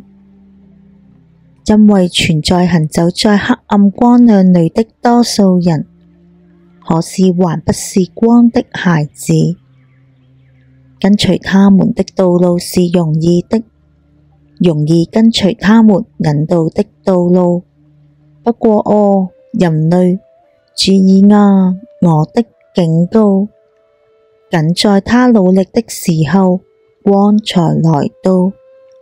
通往智慧的道路真的是艱辛的，通往到光的道路真的是艱辛的。多數人將會發現，在你道路上的寶石，朝向光，跨越一個一個山脈，仍知道，人類，對他來說，他將自由地走在光的道路上，為了了解，人類，最後光必須戰勝，而黑暗和夜晚必須從光裏清除。請聽，人類，也注意這個智慧，正如黑暗那樣，光也是這樣。當消除黑暗和思緒全部遮蔽物時候，那裏再從黑暗中閃現光。正如人類中存在的黑暗的兄弟那樣，那裏同樣也存在光的兄弟，他們是黑暗兄弟的敵手，尋求將人類從黑暗裏解脫出來。他們擁有的力量強大和有力，通曉行星遵從的法則。他們永遠和諧有序地工作，將人類靈魂從黑暗的束縛中解放出來。秘密及隱藏的，他們同樣如此行走，不知道他們真的就是人類的孩子。他們永遠與黑暗的兄弟戰鬥，永無止境的在征服和被征服。然而，光總是在最後會成為主人，驅趕夜晚的黑暗。是啊，人類，了解這通曉，永遠於光的孩子旁邊行走，掌握了太陽的力量，從未見過人類的守護者，他們的道路向所有人開放，向將行走在光裏的他開啟。他們自黑暗的阿曼提裏解放出來，擺脫了大廳，生命支配至高之地。他們真的就是太陽和早晨的上帝。光的孩子在人類之中閃耀，他們就與人類一樣，可是又不同於人類。他們真的在過去從未分離，他們真的是擁有大一永恆的一。自從創世以來遍及全部的空間，他們與全部的一提升進入到大一裏，從最初的空間開始，成形了及未成形，賦予人類他們具有的秘密，將守衛和保護它，免遭全部的傷害。願意走上主人道路的他必須解除黑暗的束縛，他必須征服無形的無形，他必須戰勝恐懼的幻影，通曉一切。他必須獲得秘密的全部，旅行引導他通過黑暗的道路，仍像以前保持他目標的光。在道路上，他會遇到巨大障礙，仍繼續向太陽的光前進。聽見人類，太陽就是象徵，在你道路盡頭閃耀的光。現在向你賦予我的秘密，現在去迎接黑暗的力量，遇見和戰勝夜晚的恐懼。僅靠知曉才能戰勝，僅是知曉才能擁有光。現在我向你賦予知識，對主人的了解，知曉戰勝全部黑暗的恐懼。使用這個我賦予你的智慧，你將會對黑暗的兄弟了如指掌。直到你產生一個感知時候，把你拉近到黑暗之門，檢查你的心，和尋找是否有這個感知。你是來自內部。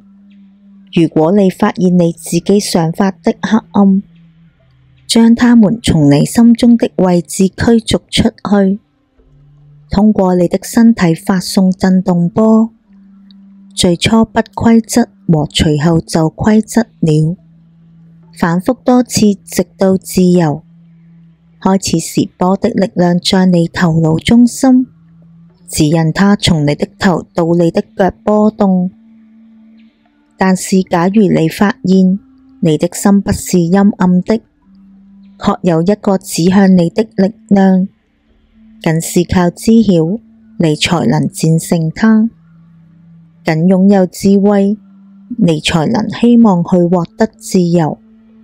知識帶來智慧，而智慧就是力量，獲得也將有超越全部的力量。首先尋找一個被黑暗束縛的地方，在你周圍安放一個圓圈，直立於圓圈的中間。你真的使用這規則，而你就會自由。將你的手舉到你上面的黑暗空間，閉上你的眼睛和融入光，呼喚能穿越時空光的靈魂。用這些話語，而你就會是自由的。將你充滿我的身體，生命的靈魂，用光的靈魂充滿我的身體，來自花，穿過黑暗的光亮，來自七上帝規則的大廳。用名字命名它們：7、3、4、5和6、7、8、9。我以他們的名字呼喚他們來幫助我，從夜晚的黑暗裡讓我自由和解救我。Untouched、Quieted、Chitta 和 Guyana、Greta、Simrata、Ada。通過他們的名字，我懇求你，將我從黑暗裡解脫出來，將我充滿光。仍知道，人類，當你這樣做時，你們將會解脫緊緊的束縛，擺脫黑暗兄弟的束縛。你會看見名字有力量，通過震動解脫緊緊的束縛，在需要時使用它們去解脫你的兄弟，所以他也可以從黑暗往前來到。你，人類，你是你兄弟的助手，讓他不再逗留在黑暗的束縛裡。現在就向你，我真的賦予我的魔法，拿着它，移住在光的道路上，直到你真的發光，直到你真的生命，你真的可以成為上面週期的太陽。圖特的翡翠石碑7，7個上帝。請聽我，人類，記下來我的聲音，打開你的心靈空間和暢飲我的智慧。黑暗是你們旅行的生命道路，許多阻礙你前進的陷阱，仍永遠尋求獲得更大的智慧，獲得及它將會在你的道路上被點亮。向宇宙敞開你的靈魂，人類，讓它與你的靈魂混合為一體。光是永恆的，而黑暗是短暫的。人類，永遠尋找光。知道啊，只要光永遠充滿你的存在，你的黑暗將很快就會消失。向光的兄弟開放你的靈魂，讓他們進入和用光充滿你。抬起你的眼睛，向着宇宙之光，永遠保持你的臉朝向目標，僅靠獲得全部智慧的光，你就是與無限目標同在的一，永遠尋找大一的永恆，永遠尋找光進入一。請聽我，人類，記下來我的聲音，歌唱着光和生命之歌，遍及全部的空間，光是一直同在，用它閃耀的火焰旗幟包圍一切，在黑暗的遮蔽物永遠尋找我，你將會真的在某個地方發現光。隱藏和被埋葬的，失去了人類的知識，在有限的深處，無限存在，失去了，但是存在，通過萬物流動，在全部裏活着的就是無限的頭腦，在全部空間裏，只有一個智慧，通過表面的確定，就是一裏的一，全部存在都來自光，而光從萬有中出來。每樣東西的創造是基於秩序之上，法則支配着無限居住的空間，往前來自偉大循環週期的平衡，向着無限循環和諧地移動。知道我，人類，久遠的時空，無限本身將淹沒於變化。請聽我和記下來智慧的聲音，知道全部是全部的始終，知道通過時間你可以追趕智慧，及永遠發現道路上更多的光。是啊，你將會發現那永遠在後退，你的目標將會日復一日的遠離你。很久以前，在阿曼提大廳，我圖特站立在週期上帝面前，力量強大，他們在他們的權力方面，力量強大，他們以智慧揭開。在居住者帶領下，我首先看到了他們，但後來我真的從他們的存在裏解放出來，可以隨意自由的進入他們的秘密會議。我常常向下到黑暗道路裏旅行，進入永遠閃耀光的大廳。我真的學習到主人週期，從上面週期帶來的智慧，在這週期中將它們顯化為人類全部知識的嚮導，測試它們力量中的強大。通過我向人類說這些話語，常常我站立在他們前面傾聽那不隨聲音而來的話語。曾經有一次，他們向我說道：人類，你真的獲得了智慧，在火焰的中心尋找它。你真的獲得了力量的知識，在火焰的中心尋找它。你真的就是與火焰的中心同在的一，然後在你自己隱藏起來的火焰裏中尋找。多次他們向我說道，教導我非世界上的智慧，永遠向我展示通往光亮的新途徑，教導我從上面帶來的智慧，給予操作的知識，學習法則，全部的秩序。七再次向我說話，說道：人類，我們真的遠遠超越時間而來，我們真的超越時空旅行。是啊，從無限循環的地方，就在你和你全部的兄弟們都是無形時候，從全部的秩序裏，我們真的往前成形。不同於人類的我們，雖然我們曾經也與人類一樣，我們真的是從偉大空無裏往前形成，遵照法則。因為知道我那一個被形成真正是無形的，只是對你的眼睛才具有形狀。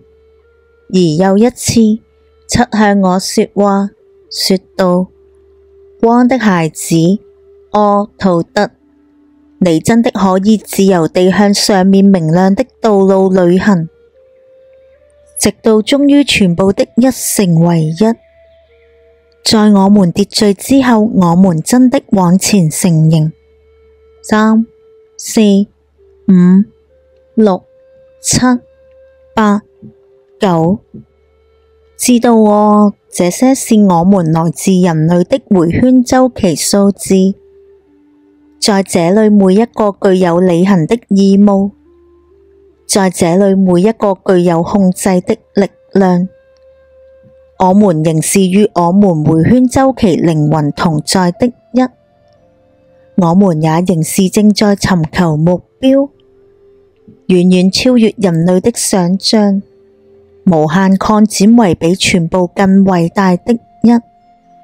在那裏？在時間仍不是時間裏，我們將全部成為一體，比全部更偉大的一。時間和空間在周期裏移動，知道我他們的法則，你們也將獲得自由。是啊，你將可以自由的通過周期移動，經過居住在門口的護衛者。然後狗的他向我說道：我已經存在世世代代，正在了解非生命和品嚐非死亡，因為知道我，人類，遙遠的未來，生命和死亡將是與全部同在的一，每一個都通過平衡對方因而完美。兩者都不存在於全部的大一裏。在這週期的人類，生命力是猛烈的，但是生命在它的成長中，成為與他們全部同在的一。此時，我在你的這個週期顯現，但是我仍在你的未來時間那裏。然而對於我，時間並不存在，因為在我的世界裏，時間並不存在，因為我們確是無形的。我們真的具有生命，而不僅是存在，比你更完美而更偉大而更自由。人類是受山局限的火焰，但我們在我們的週期裏將會永遠自由。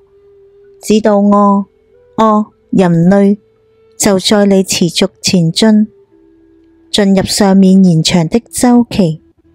生命本身將經過黑暗，而僅是靈魂的本質將保持。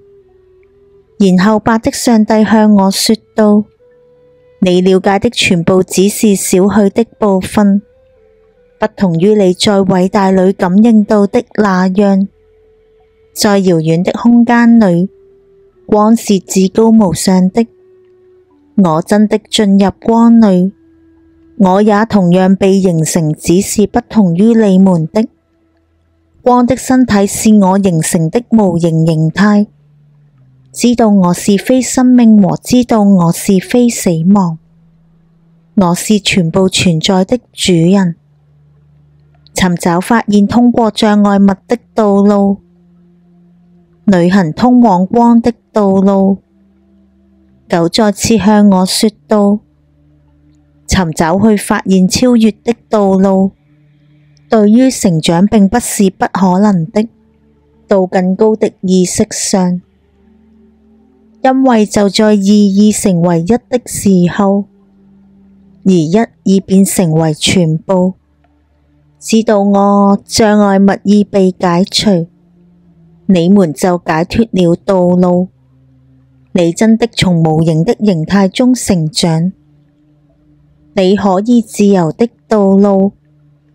因而，通過我傾聽的年代，學習到達全部的道路。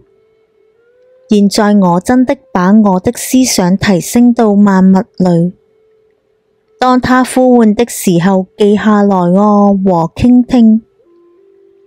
光，全部的萬物始初，與全部同在的一及與一同在的全部，通過通道你向我流動，你進入，所以我就可以自由了，使我成為與全部靈魂同在的一，自夜晚的黑暗中發光。自由讓我成為全部的時空，解除黑暗的遮蔽物。我，光的孩子，命令從黑暗中解脫出來。對於靈魂的光，我真的是無形的，無形卻閃耀着光芒。我真的知道黑暗的束縛必須在光亮之前粉碎和掉落。現在我真的賦予這智慧，真的可以自由哦！人類，在光和光亮裏活着，不轉動他們來自光的念。你的靈魂居住在光亮的地方，你們是光的孩子。將你的思想轉向內，而不是向外，發現你內部靈魂的光，知道你是主人，其他的都是從內部帶來。讓你成長到達光亮的地方，把你的思想傳入光中，知道你是與宇宙同在的一束火焰和一位光的孩子。現在我向你給予警告，不要讓思想走開，知道光亮通過你的身體流動。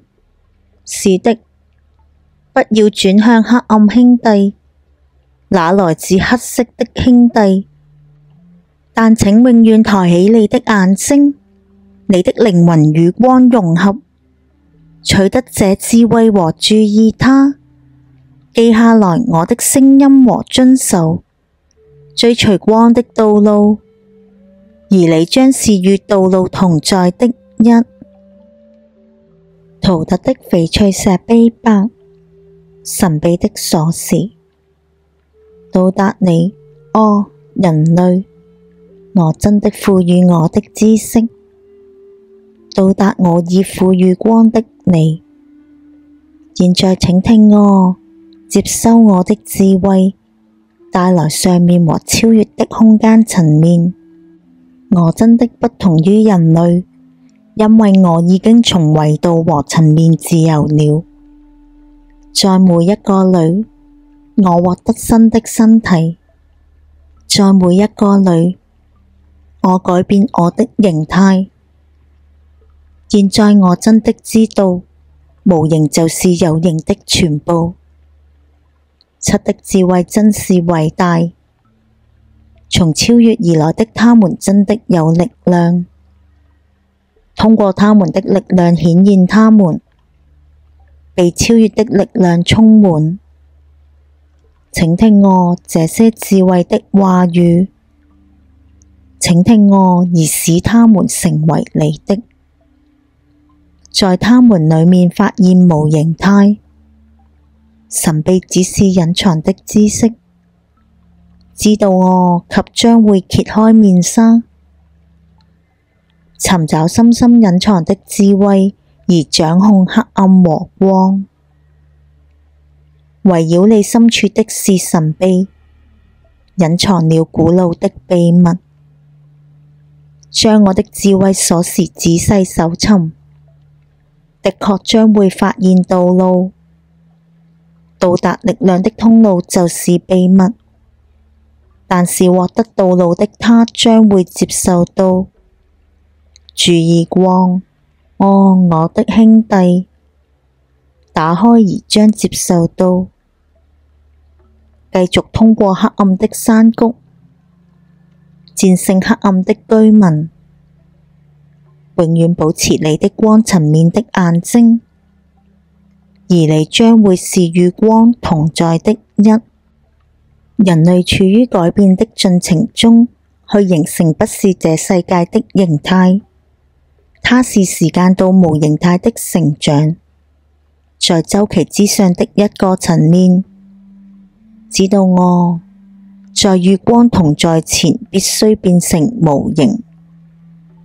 記下來人類，我的聲音告訴通往光的道路，展現達到的情形。當你就在與光同在的一時候，探求地心的神秘，學習存在的法則，讓星星保持平衡，靠原始薄霧的力量，尋求地球生命的火焰，沐浴在它火焰的華麗裏，追隨三位一體的道路，直到你也成為火焰。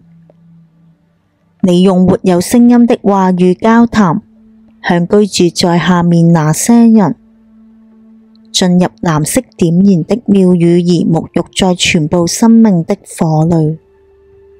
知道，人類，你是一個地球與火混合的存在，讓你的火焰明亮地照射出去，你真的僅是火。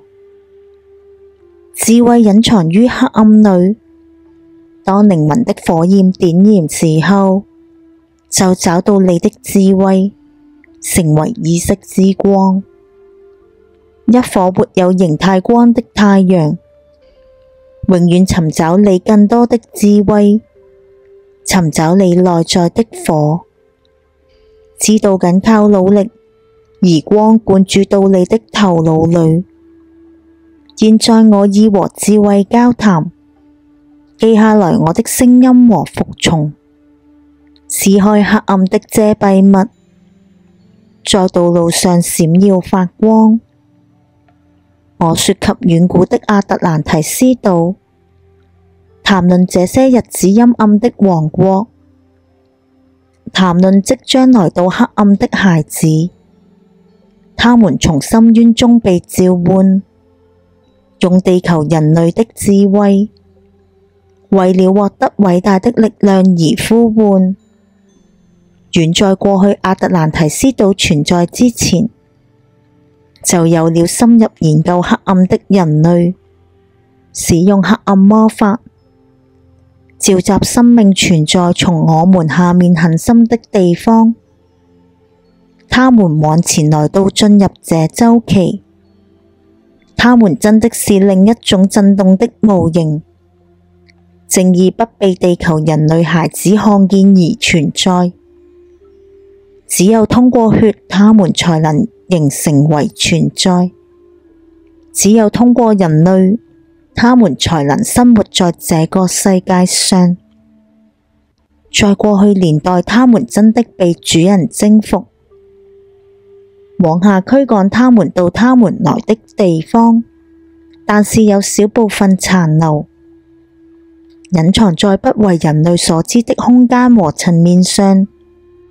他們活在亞特蘭提斯島陰暗之地，只是有時他們在人類之中出現。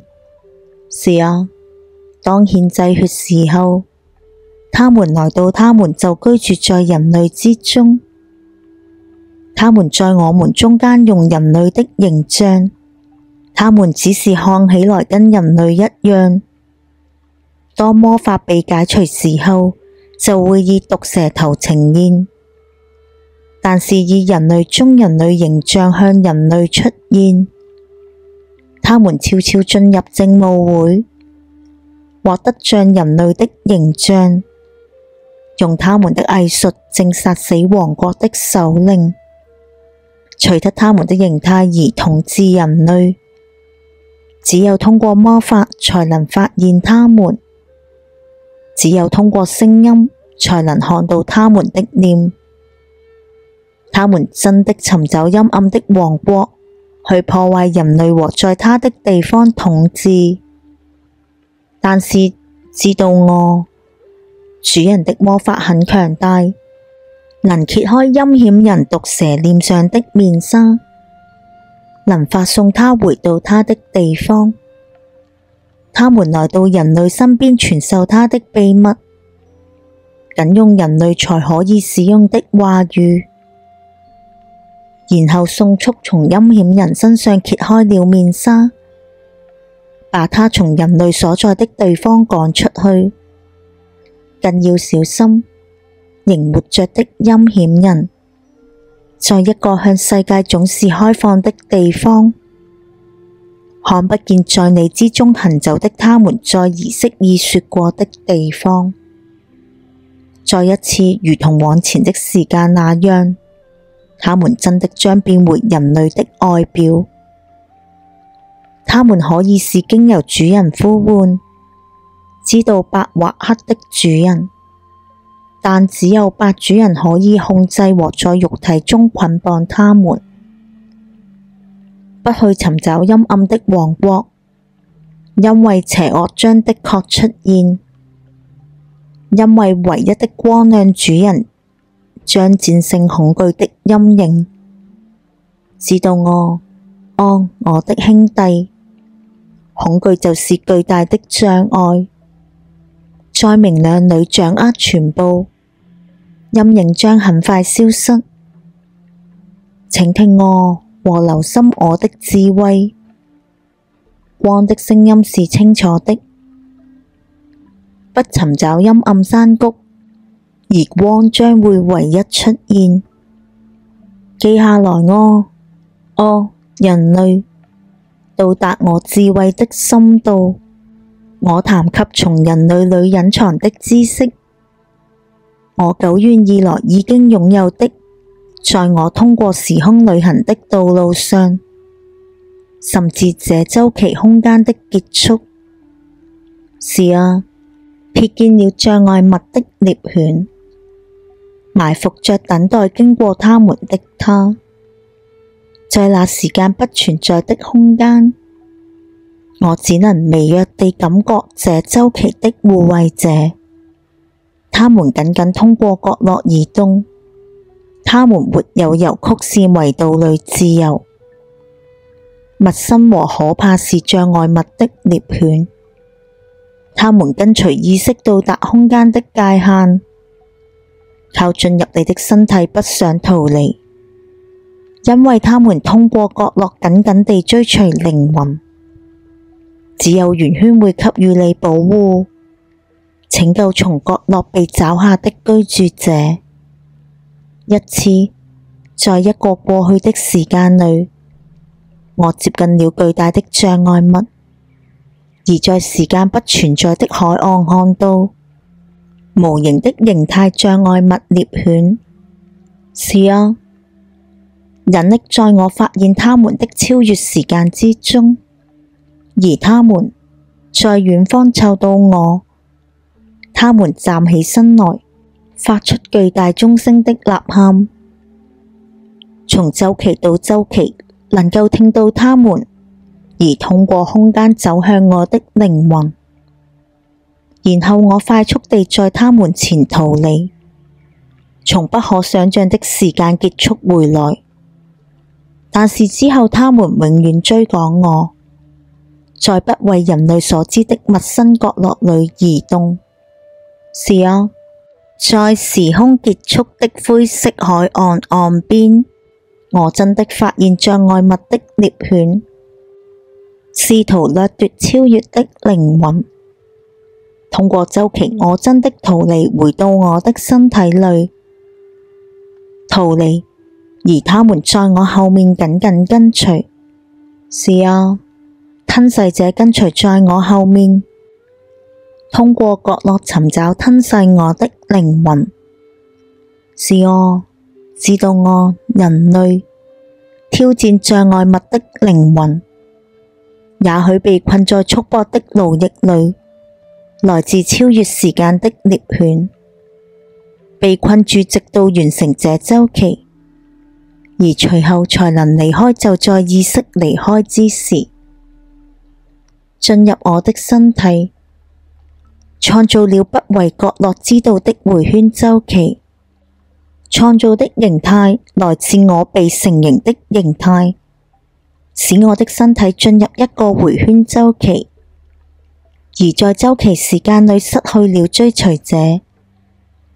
但是，甚至還是，當從我的身體解脫出來的時候，我真的必須永遠謹慎不去通過角落移動，否則我的靈魂可能永遠不會自由。直到我障礙物的獵犬僅通過角落移動，而從未通過空間曲線。僅通過曲線移動，你可以逃脫他們，因為他們只能在角落裏追趕你。哦，人類，注意哦，我的警告，尋求不去打破超越之門。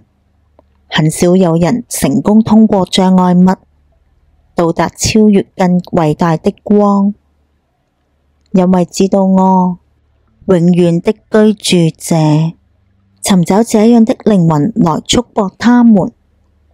請聽，哦，人類，而注意哦，我的警告，尋求你不是在角落，而是在曲線裏移動。如果從你的身體中解脫出來，儘管聽到獵犬在海灣一樣的聲音，清楚地響着和像鐘聲通過你的存在，通過圓圈逃回你的身體，穿透而不是以前的迷霧。就在你進入你所居住的形態裏時候，把你的圓圈和十字架相結合使用，張開你的嘴和使用你的聲音，發出話語，你將是自由的。只有充滿最光亮的人，才有希望通過從道路上的守衛，然後他必須通過陌生的曲線和角落移動，那是在不為人類知道的方向形成的。記下來哦，人類，並且注意我的警告，盡量不要在道路中經過守衛，而是應該去尋找獲得你自己的光，而使你自己準備好經過的道路。光是你的最終目標。哦，我的兄弟，永遠尋找和發現道路上的光。陶特的翡翠石碑9，空間自由的鎖匙。記下來，哦，人類，聽從我的聲音，在這週期智慧和光的教導，教導如何消除黑暗，教導如何把光帶到你的生命裏。尋求，哦，人類，去尋找偉大的道路，引導如同太陽那樣進入永恆的生命，拿掉黑暗的遮蔽物，尋求去成為世界的光，形成你自己光的容器，注視這空間的太陽，把你的眼睛朝向宇宙，把你的眼睛朝向光，用居住者的言語說話，祈求光的聖歌，歌唱你自由的歌，歌唱你靈魂的歌，創造高的震動，那將使得你與整體為一，把你的全部同宇宙混合起來，成長為光的一。你是秩序的通道，世界法則的道路。哦，人類，你的光是偉大的光，穿透肉體陰影的光亮。你必須從黑暗裏自由地升起來，在你是光的一之前，包圍你黑暗的陰影。生命充滿你的流動，但是要知道，人類，你必須提升你的身體往前離去，遠離包圍你的陰暗面向，還是與你為一。人類，看看四周，看到你自己反射的光。是啊，即使黑暗包圍你，你自己的光穿過遮蔽物傾瀉出來。永遠尋求智慧，不讓你的身體背叛，繼續光頻率的道路，避開你的黑暗道路。要知道，智慧是永恆的，自全部靈魂開始以來就存在。創造和諧靠道路裏存在的法則。人類，記下智慧的教導，傾聽談論過去時間的聲音。是啊，我將告訴你被遺忘的知識，也告訴你隱藏在過去的智慧，在我周圍的黑暗中失去了。要知道，人類，你們是萬物的根本，只有這方面的知識被遺忘，就在人類被束縛時失去了，被黑暗的鎖鏈束縛。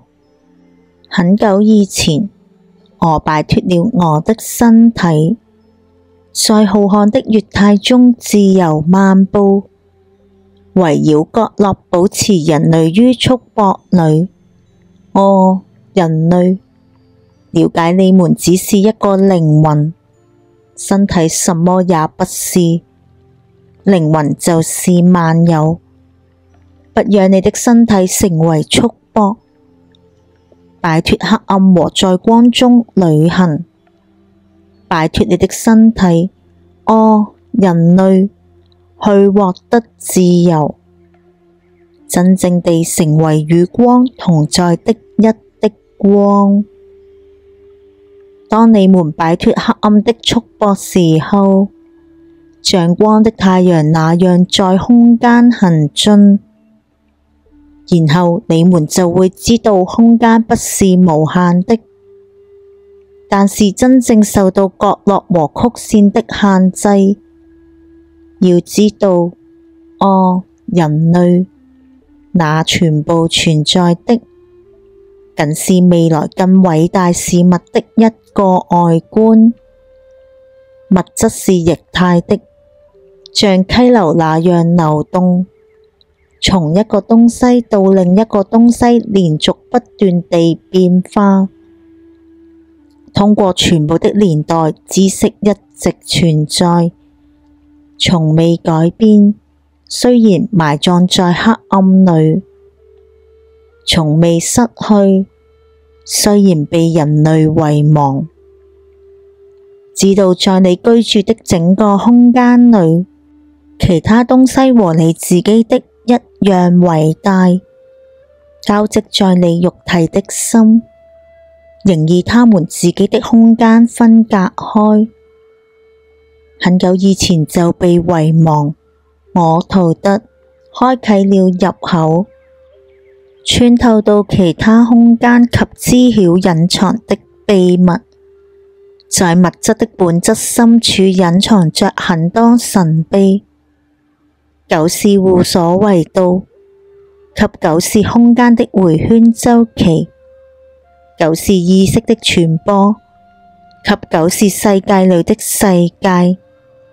是啊，九是迴圈週期的上帝，來自上面和下面的週期。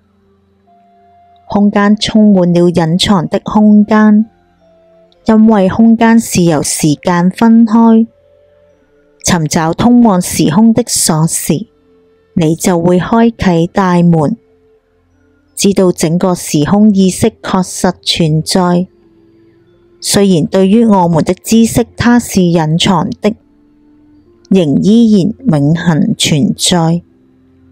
通往你內在世界的鎖匙，僅能在內部找到，因為人類是神秘的通路，而鎖匙就是與一同在的一。尋找你內部的圓圈，使用我賦予的話語，開啟你內部的入口，而真正的你也將活着。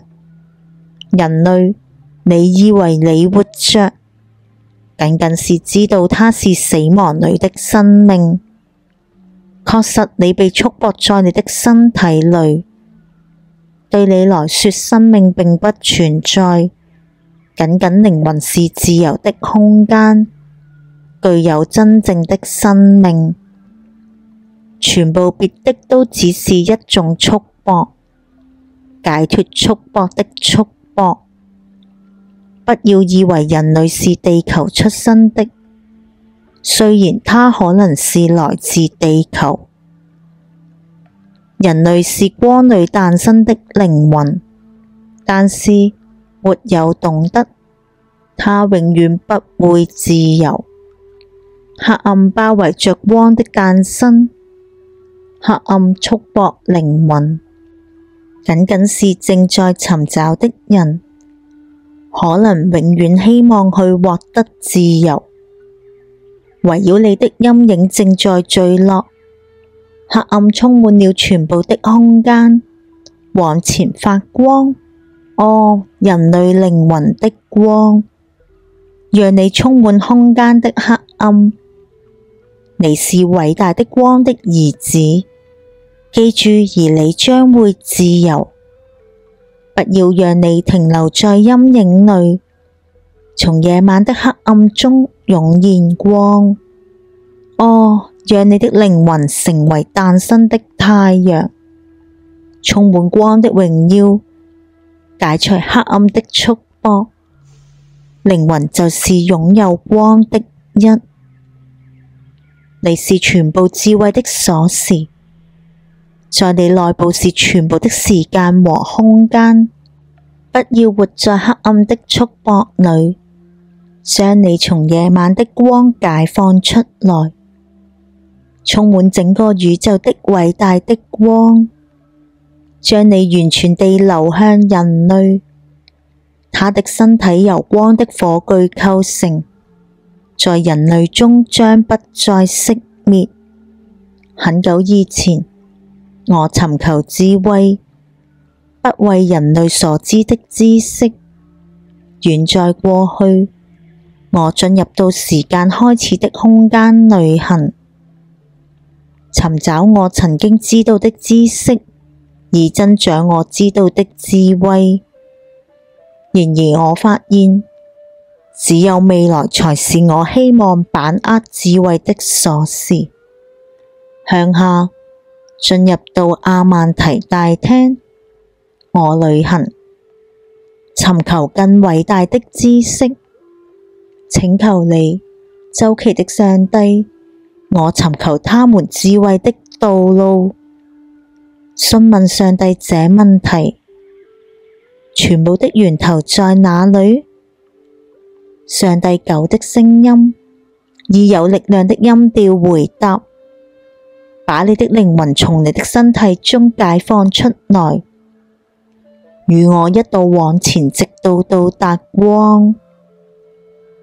往前，我從我的身體出來，在黑暗裏閃耀着火焰。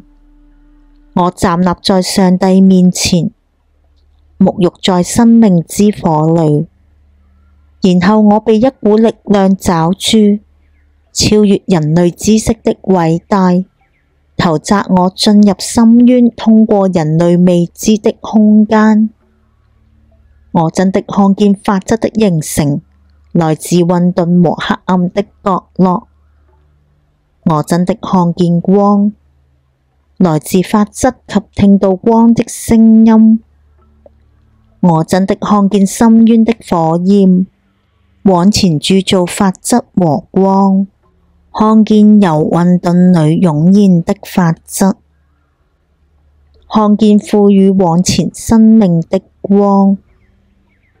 然後我聽到聲音，你聽從就會懂得，火焰是萬物的源頭，蘊含着萬物的潛能。往前發送光的法則是命令、話語，從命令、話語而來的是生命和萬物的存在。而再次響起的聲音說道：在你裡面的生命是命令、話語。尋找你內在的生命，就擁有了使用命令、話語的力量。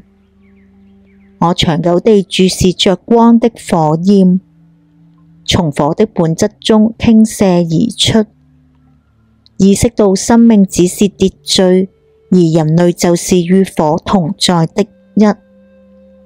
回到我的身體，再一次與狗站立在一起，傾聽迴圈的聲音。他們用有力量震動的聲音說道：要知道，哦，陶德，生命僅是火的話語。你在你面前尋求的生命，僅是在世界上火的話語。尋找通往話語的道路，力量將的確成為你的東西。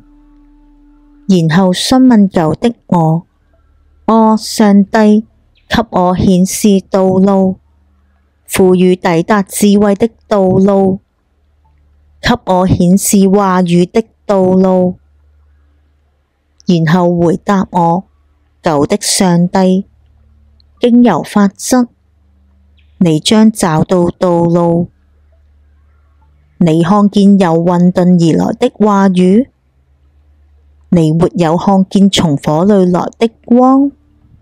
在你的生命中尋找這個法則，平衡和規範你的生命，平息全部情緒的混亂，而你將會在你的生命裡規範，從混沌裡的法則往前帶來，將帶來你源頭的話語。你將擁有迴圈的力量，而形成你靈魂的力量，將自由地延伸到各個年代，來自源頭的完美太陽。我真的聽到聲音在我的心裡深深湧起感謝的話語。我永遠尋求法則，以便我可以利用話語。要知道，獲得它的人必須永遠在法則裡感激地使用話語，雖然這法則從來沒有，也永遠不可能。接受這些話語，哦，人類，讓他們同樣成為你生命的一部分。尋求你去征服這法則，以及你將成為話語與它同在的一。努力往前，在生命的道路上獲得光，尋求成為與太陽狀態同在的一，尋求成為唯一的光，把你的思想融入光，與人類肉體同在的大一裡，知道萬有都是從混沌而來，光裡誕生的法則。陶特的翡翠石碑10，時間的鎖匙。記下來啊，哦，人類，擁有我的智慧，學習它深深隱藏空間的神秘，學習在深淵成長的思想，帶來空間的秩序及和諧。知道啊，哦，人類，全部的存在僅僅是因為法則。知道法則而你就會自由，不再被黑暗的束縛限制。遠遠的，通過陌生的空間，我已旅行進入時間深淵的深處，直到最後全部顯現。要知道，只有當它是人類未知之識時，它才是神秘的。當你們探查了全部神秘的核心時，知識和智慧將的確是你的東西。尋求和了解時間就是秘密，藉此你們可以擺脫這個空間。我長久以來智慧，尋求智慧，是啊，將尋求永恆的終極。因為知道啊，在我後退之前，將推動我尋求達到的目標。甚至周期的上帝也知道他們還沒有達到目標，因為儘管他們全部的智慧，他們知道真理會永恆增長。一次，在過去的時間裏，我向居住者交談，詢問時間和空間的神秘，詢問他在我生命裏奔湧的問題，說道：主人，時間是什麼？然後他向我說道：主人，要知道，陶德一開始就在那裏，空無，一個永恆的沒有空間，空無。而進入空無就產生了思想，有目的，萬物始初，而它填滿了空無，那裏沒有物質存在，僅有力量、移動、漩渦，或充滿空無的有目的思想的震動。而我問主人，說道：這永恆的思想是什麼？而居住者回答我說道：起初有永恆的思想，而為了思想是永恆的，時間必須存在，因而進入萬物始初思想，成長為時間的法則。是啊，通過全部空間存在的時間，流暢地流動，有節奏的移動，永遠處於一種固定的狀態，時間不會改變，但是萬物隨着時間而改變，因為時間是有把事件分離的力量，每個事件都以它自己的適當位置，時間不在運轉中，僅是你通過時間移動。如同你的意識從一個事件移動到另一個事件。是啊，時間的存在全部在全部裏，一個永恆的一存在。要知道，即使在時間裏你是分離的，仍然是一，在全部時期裏存在。然後居住者的聲音停止了。而我離開在時間裏沉思，因為我知道啊，這些話語裏蘊含智慧及探索時間神秘的道路。我常常沉思居住者的話，然後我尋求去解答時間的神秘。我發現時間通過陌生的角運行，然而只通過曲線。我才能希望獲得能讓我進入時空的鎖匙。我發現僅通過向上移動，然後再向右移動，我才能從移動的時間裏解脫出來。我往前從我的身體裏出來，在時間裏我改變了移動中的移動，在我的旅行中所見皆是陌生的。許多神秘開展了視野。是啊，我看見人類的開始，從過去明白了沒有什麼是新的。尋找啊，人類，去學習引領通過在時間往前成形的空間道路。不要忘記，人類，在你所有的尋求中，光是你將尋求達到的目標，在你的道路上尋找光，而目標將永遠為你而存在。永遠不要讓你的心轉向黑暗，讓你的靈魂成為閃耀的光。道路上的太陽，知道啊，永恆的光亮，你將永遠發現你的靈魂隱藏在光裡，不再受束縛或黑暗束縛，它永遠往前，以光的太陽閃耀。是啊，知道啊，雖然隱藏在黑暗裡，你的靈魂以真實火焰的火花存在，成為與全部最偉大的光同在的一，在源頭找到你目標的終極。光是生命，因為沒有偉大的光，什麼也不能永恆存在。要知道，在全部有形態的物質裡，光之心永遠存在。是啊，即使束縛於黑暗裡，內在的光永遠存在。曾經我站立在亞曼提大廳裡，並聽到亞曼提主人的聲音，用響徹寂靜的音調說出力量的話語，強大而有力。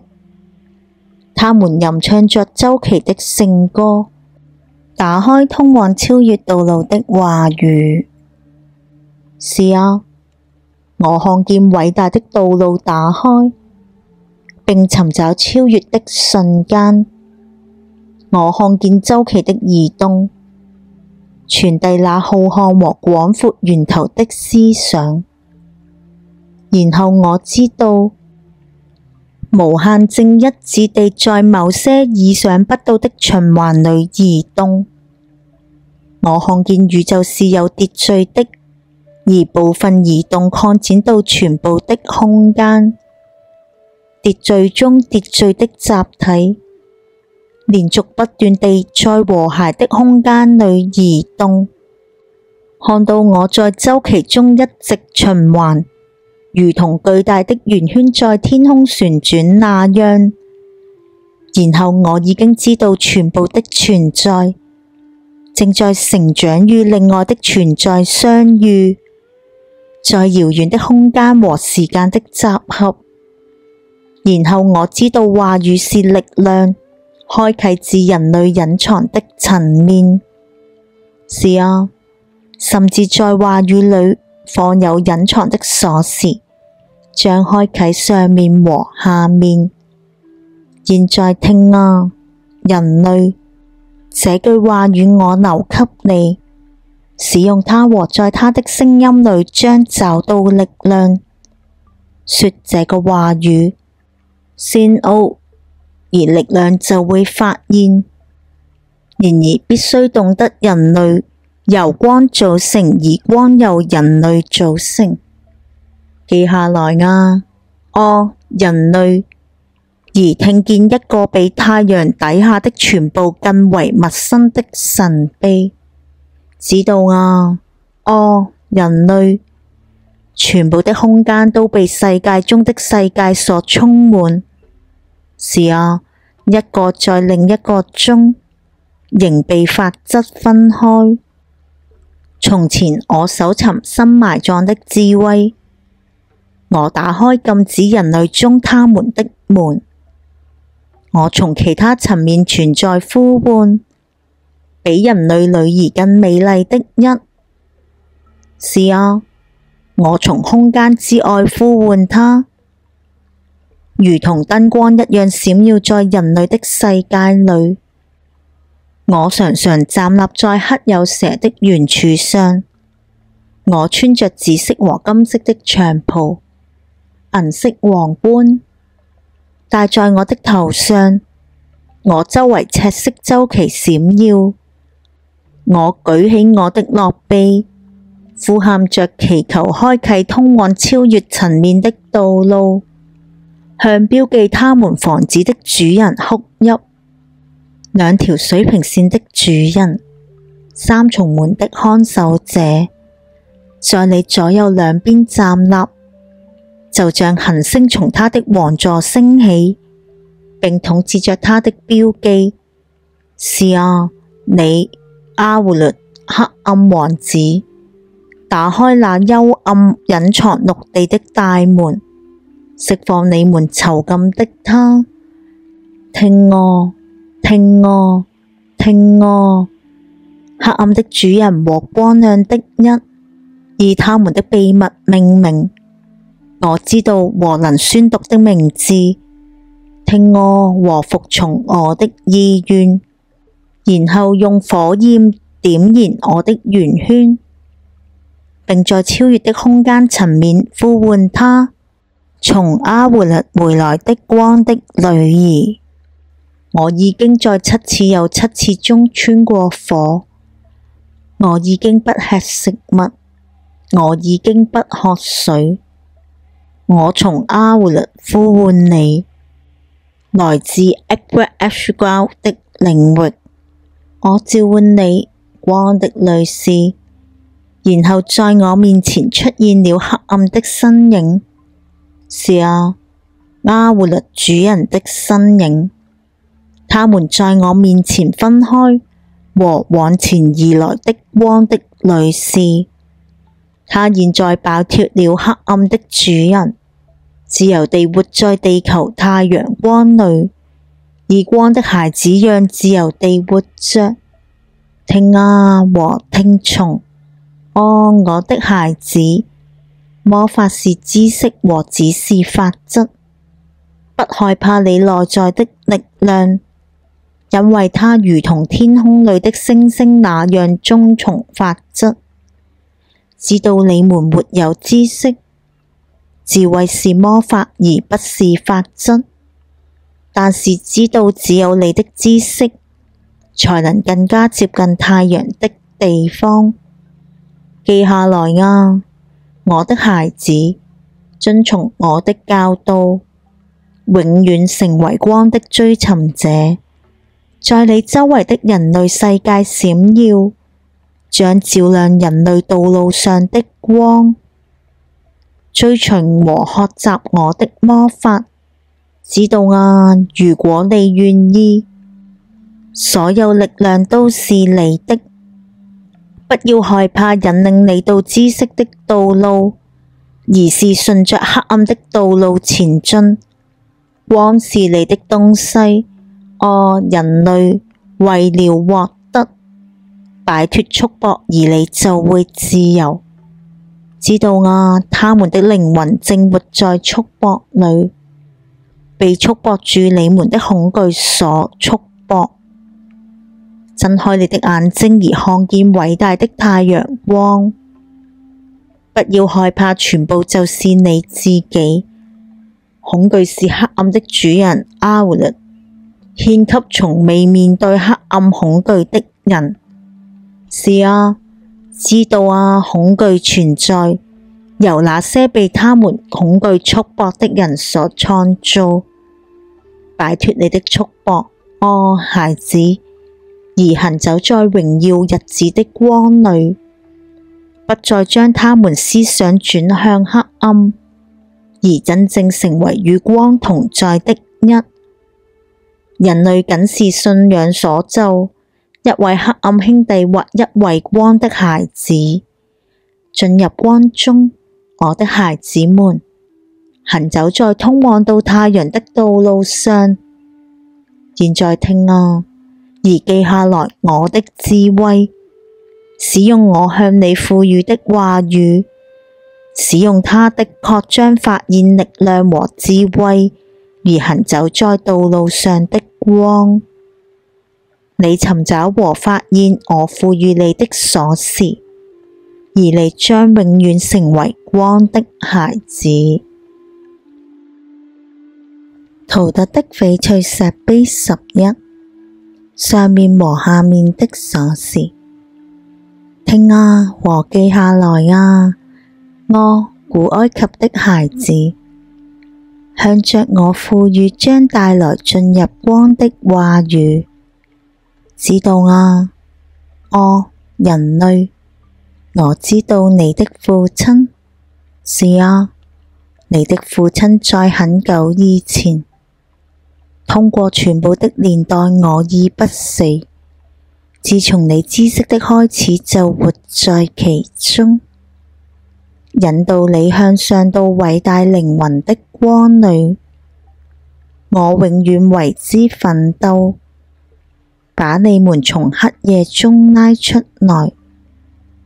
要知道，在我行走的人類中間，我圖特具有全部的知識。自從遠古的日子對人類以來，就已經知道全部的智慧。我一直是偉大族類秘密的監護人，持有引領通往生命的鎖匙。我一直帶來啊，我的孩子，甚至來自遠古日子的黑暗中。現在記下來啊，我智慧的話語。現在記下來，我帶來的訊息。現在聽啊，我給予你的話語，而你將會從黑暗提升到光。在遙遠的過去，最初我來到你面前的時候，我在岩洞裡發現你，靠我的力量和智慧，我高舉你，直到你真的如同人類中的人類那樣閃耀。是啊，我發現你毫不知情，只一會兒就提升高於畜生。我一直激活你的意識火花，直到終於你如同人類那樣燃燒起來。現在我將向你說遠古的知識，高於你族類的思想。要知道，我們是偉大的族類，並且擁有超過人類更多的知識。我們從恆星誕生的族類裡獲得智慧。智慧和知識遠高於人類，智慧的主人降臨到我們身上，遠超我們，就像我來自你一樣。當我賦予智慧時，現在記下來啊，使用它而你將獲得自由。要知道，在我建造的金字塔裡有鎖匙，那將向你展示進入生命的道路。是啊，從我建造的偉大的圖像中繪畫一條線，到金字塔的頂端，以作為通路，以相同的角度和方向繪畫另一條相反的線，挖掘啊，和發現我已經隱藏的，在那裡將發現地下入口進入，在你們成為人類之前隱藏的秘密。現在我告訴你們週期的神秘，在對有限者來說，陌生的運動中移動，因為它們是無限的，高於人類的知識。要知道，有9個週期。是啊，上面9個，而下面14個。在和諧裡移動到連接的地方，未來時間將存在的地方。要知道，週期的上帝是從其他人傳送進入統一體裡的意識單位，與全部同在的這個，他們是最高的意識，就是全部的週期，與法則和諧地運轉。他們知道在時間裡全部將是完美的，毫無上面和毫無下面，而是萬有的一。就在完美的無限裡，就在全部大一的全部和諧裡。在地球表面深處的阿曼提大廳裡，就座7週期的上帝是啊，還有另一位來自下面的上帝，仍知道你在有的無限裡，既不是上面的，也不是下面，只是永遠存在並且永遠將存在。當全部完成之時候，全部都在大一的全部裡。我常常站立在萬有的上帝面前，常常沉醉在他們的智慧的完全裡，而用他們的光充滿了我的身體和靈魂。他們向我說和告訴我週期，以及賦予他們的法則意味存在。是啊，舊的上帝向我說道：哦，陶特，你們在地球孩子之中是偉大的，但存在着你們不知道的神秘。知道啊，你來自下面的時空，並知道你們將前往超越時空，但是你們知道少許他們內部的神秘。你們知道少許超越的智慧，知道你們作為一個整體在這個意識中，僅是生長過程中的一個細胞。下面的意識以不同於你所知的方式不斷擴展。是啊，雖然你在下面的時空裡，一直在以不同的方式成長。不同於你自己的方式的那些部分，因為知道它作為你成長的結果成長，但與你成長的方式不同。你具有和已經顯現的成長，已經帶來進入因果存在裡，沒有意識會追隨之前的道路，否則一切都將是重複和徒勞的。它存在於週期中的每個意識，追隨他自己的道路走向最終的目標，在宇宙的計劃中各自演出它的部分，在最終的完成中各自演出它的部分。週期越往前，它融合整體法則知識和能力越大。要知道，在我們下面的週期裡，是正運轉的法則的次要部分。當我們擴充到無限的週期時，努力和建造更大的法則，各自有它在週期中演出自己的角色，各自有它自己的工作，以自己的方式完成。你在下面週期仍不是在你之下，只是為一個存在的需要形成。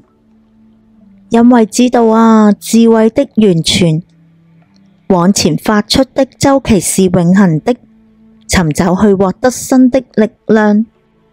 知道啊，知識僅靠實踐獲得，而智慧僅從知識裡往前產生，因而這就是靠法則創造的週期。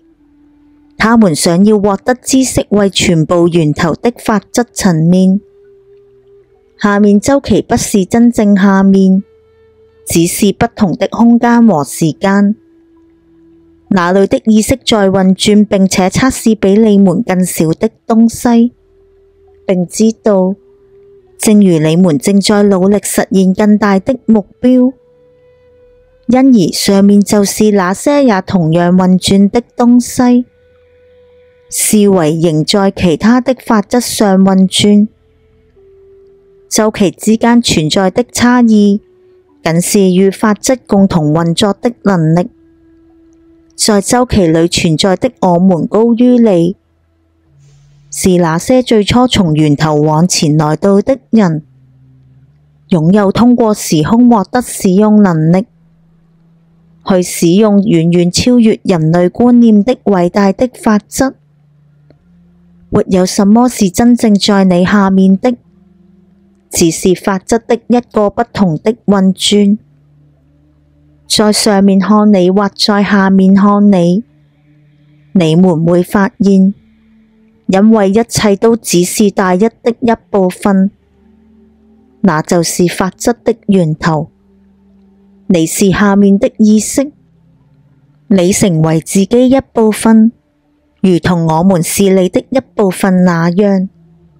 是啊，小時候沒有知識，長大後知識來到你們身上，將周期與旅途中的人進行比較，從出生到死亡，而看見下面周期你的孩子帶着他有的知識，而看見你自己成為成長的孩子。隨着時間的推移，知識的進步，看啊，我們也一樣。孩子長大到成年，隨着歲月和體驗帶來了更高的知識和智慧，同樣也是如此。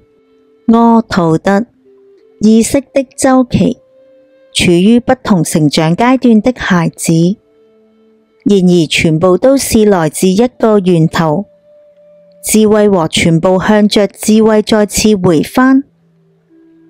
然後他停止談話並坐下，回到主人的加密裏。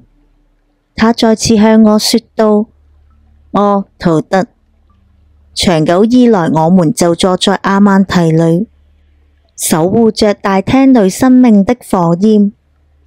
知道啊，我們仍然是我們的一部分，周期和我們的願景達到他們和超越。是啊，知道全部的我們，除了成長沒有別的事情。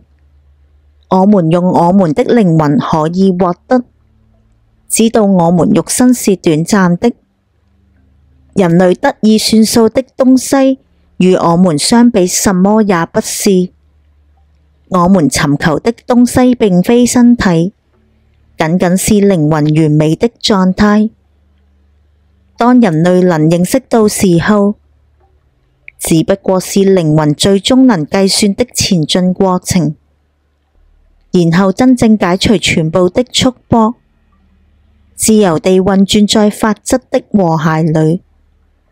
知道，哦，人類應該瞄準盡善盡美，因為只有這樣才能達到目標。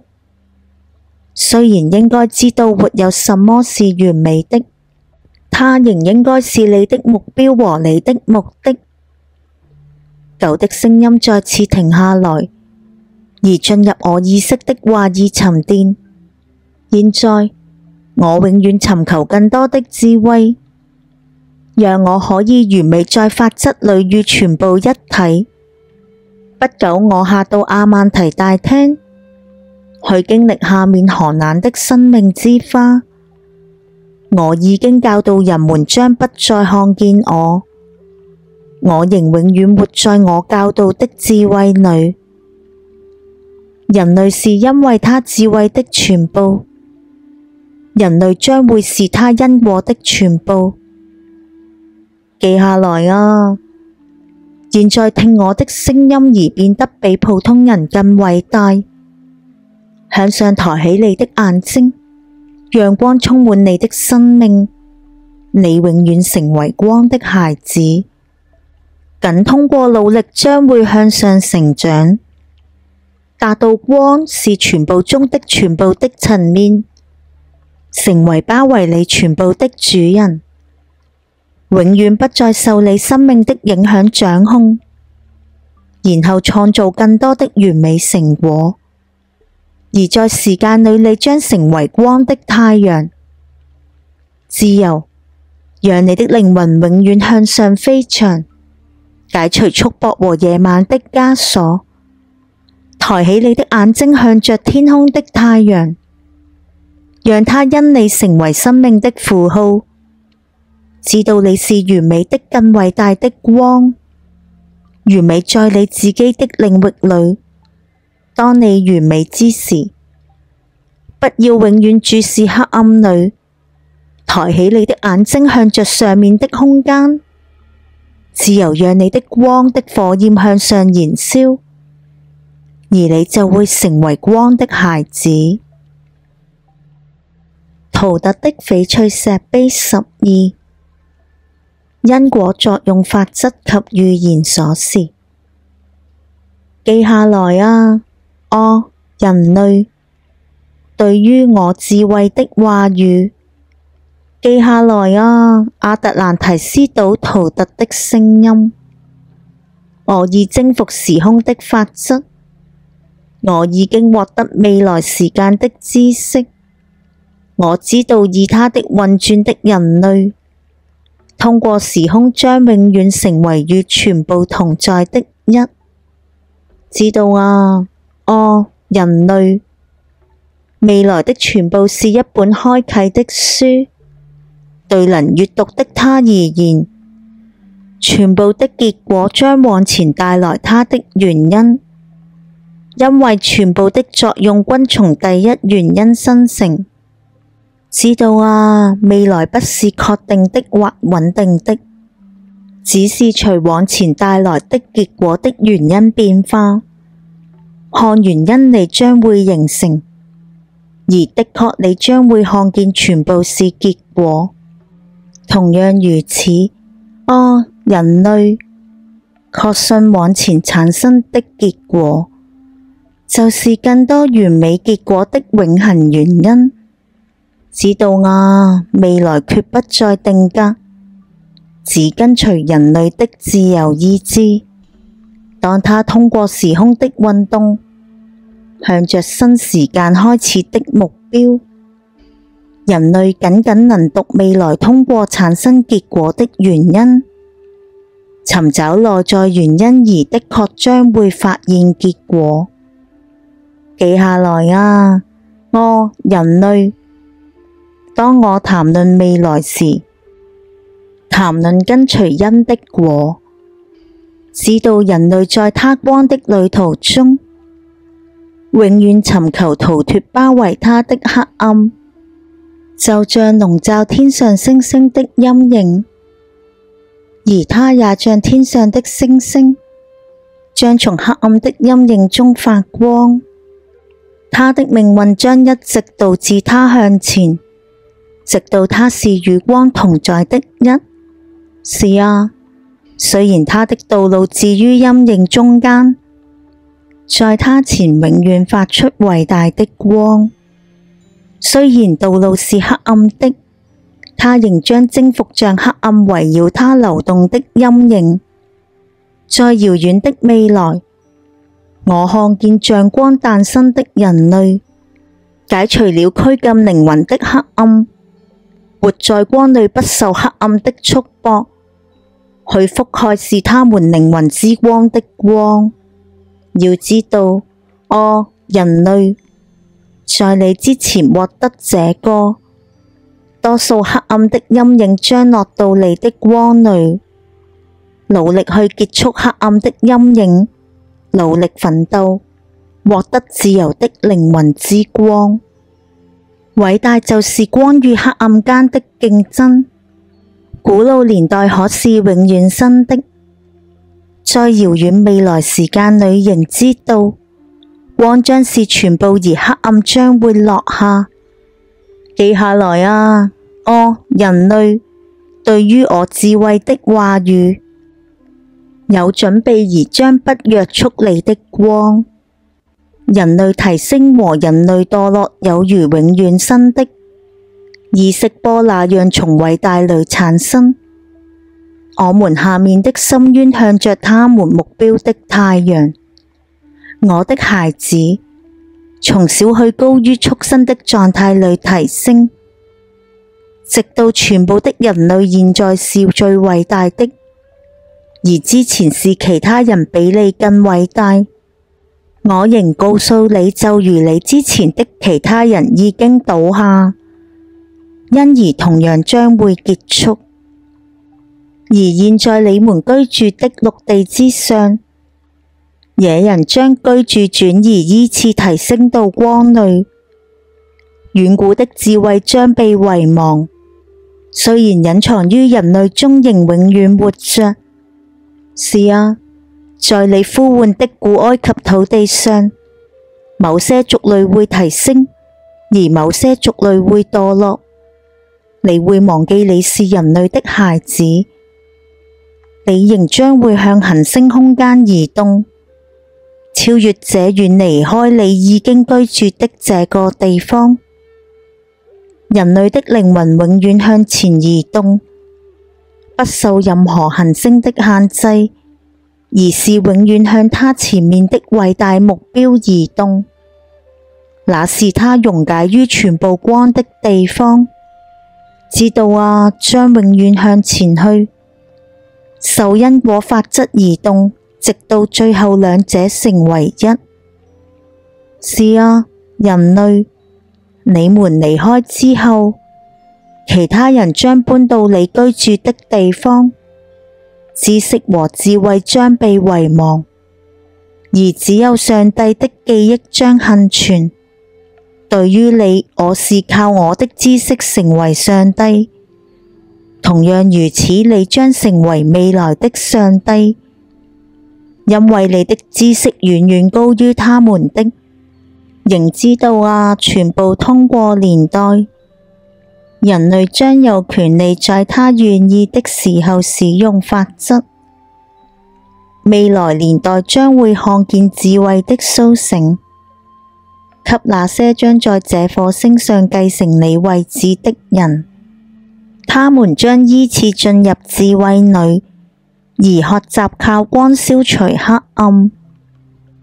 他們仍必須非常努力通過年代，為自己帶來光的自由裏，然後將會出現人類偉大的戰爭，會使得地球運行軌跡戰略和搖動。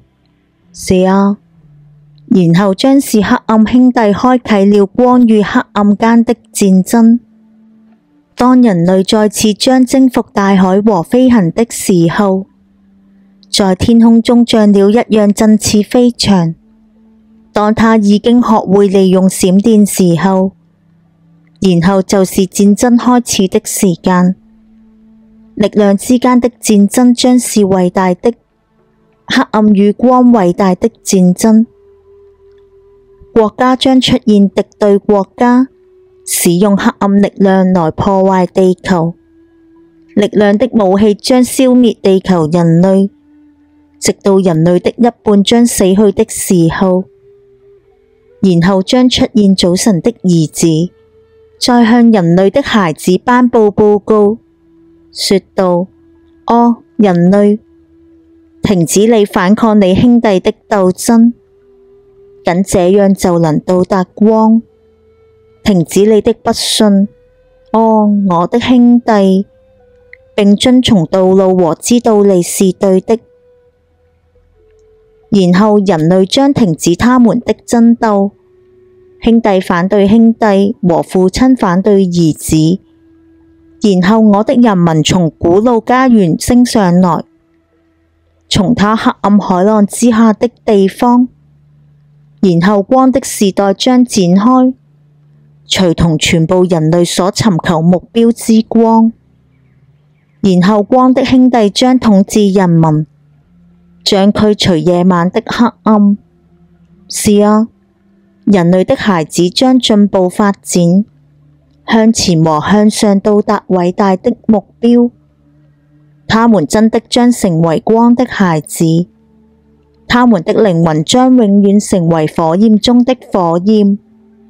知識和智慧將是人類的，因為他在這偉大的時代將接近永恆的火焰。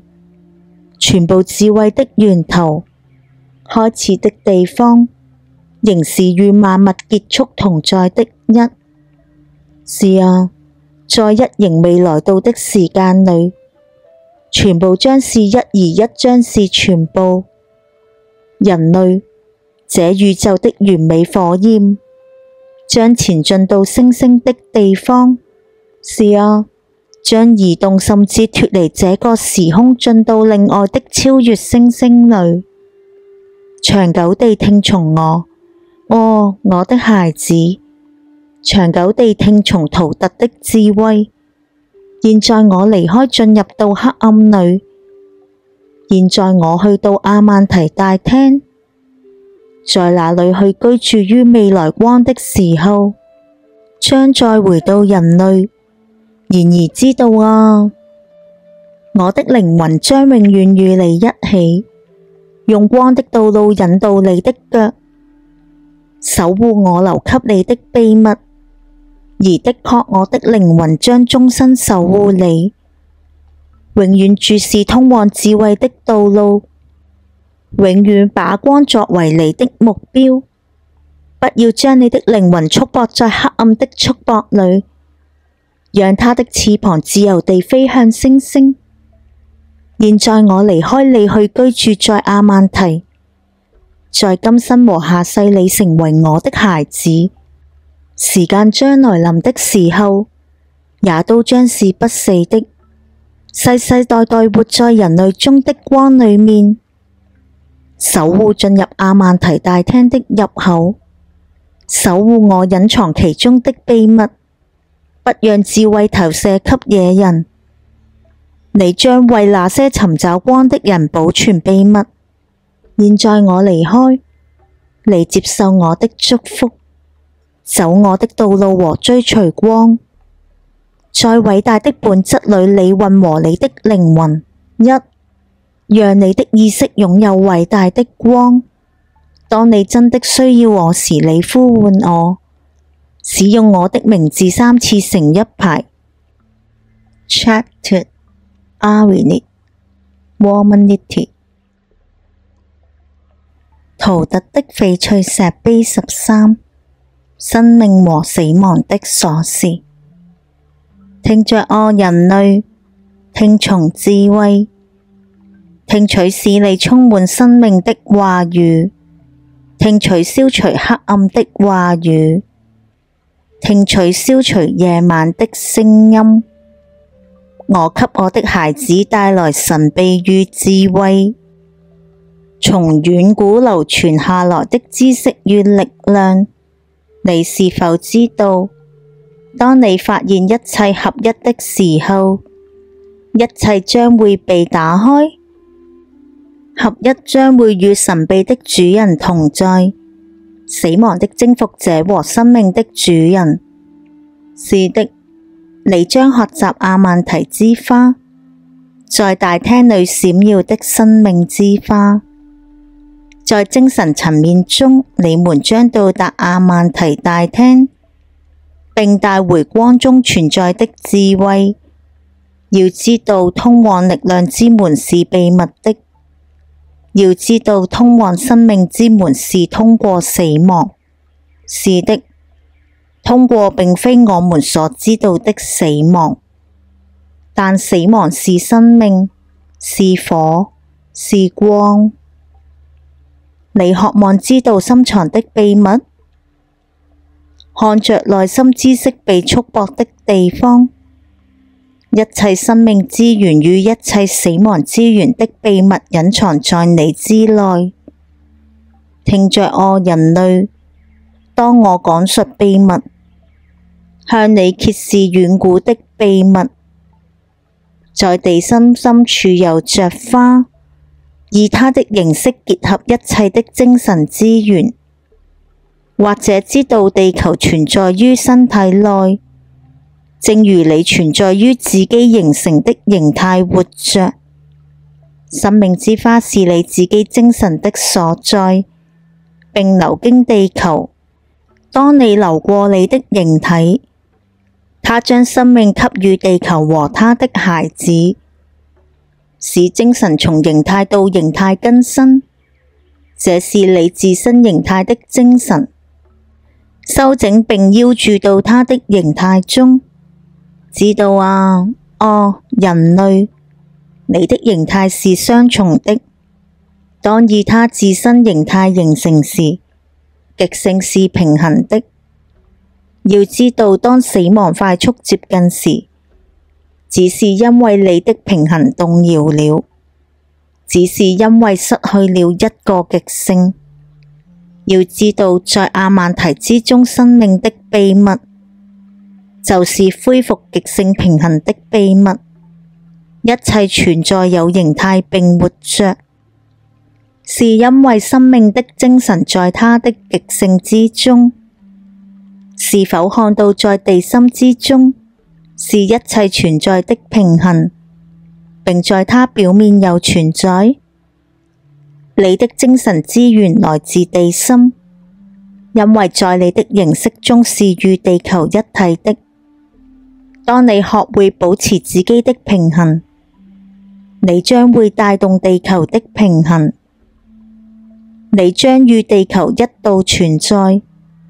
只有當地球變化時，才會改變形態，不是品嚐死亡，而是與這個行星一起，保持你的形態，直到一切離去。聽着我，人類，同時我給你這個秘密，以便你也不必體驗改變。一天1小時，頭向陽極，不躺着。一天1小時，頭向陰極，南躺着。當你頭向北方的同時，保持你的意識從胸膛到頭；而當你頭向南方時，保持你的心念從胸膛到腳。保持你在平衡之中，每7天1片，那麼你的平衡會保持它完整的力量。是的，如果你老了，你的身體會精神飽滿，並且你的力量會變得像青年的一樣。這是主人知道的秘密，他們藉此擋住了死亡的手指，忽略而不遵從我所展示的途徑。對於你過了多年忽略了許多，將顯示死亡的到來。你聽我的話語，並遵從這個途徑，保持你的平衡並活着。你聽着我，人類，傾聽我的聲音，傾聽給你死亡的智慧。當你指定的工作結束時，你也許渴望結束此生，通往早晨太陽的層面，並被作為光的孩子一樣生活和存在，沒有痛苦，沒有悲哀地通向永恆的光的層面。首先，你的頭向東靜靜躺着，你的手交疊在生命之源太陽神經叢，將你的意識放在生命之位，快速旋轉並劃分隔為到北和到南。你將一個向北送出，你將另一個向南送出，在你的存在上放鬆對它們的控制。自它們形成之後，你的銀色火花將會飛舞，向上向前到早晨的太陽，與光混和，與它的源頭融為一體。在那它將燃燒，直到願望被創造，然後將返回到以一種形態的地方。知道啊，哦，人類，如此傳遞偉大的靈魂，任意從一生到另一生改變，如此曾經傳遞化身，決定他的死亡，如同他決定他自己的生命。你聽着我，人類，暢飲我的智慧，學習掌握時間的秘密，了解那些你稱為掌握者的人，他們怎樣能夠記憶過去的生命。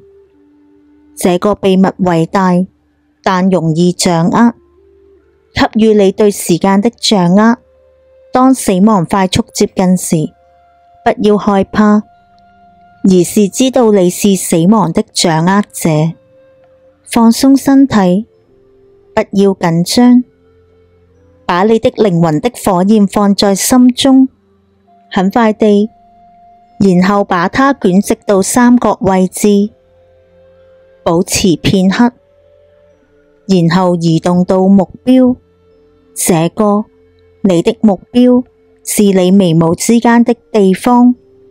生命的記憶必須保持不動，保持你的火焰在你的大腦中，直到死亡的手指抓住你的靈魂。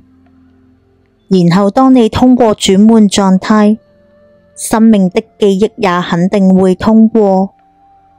於是過去將與現在同在，於是一切記憶將被保留。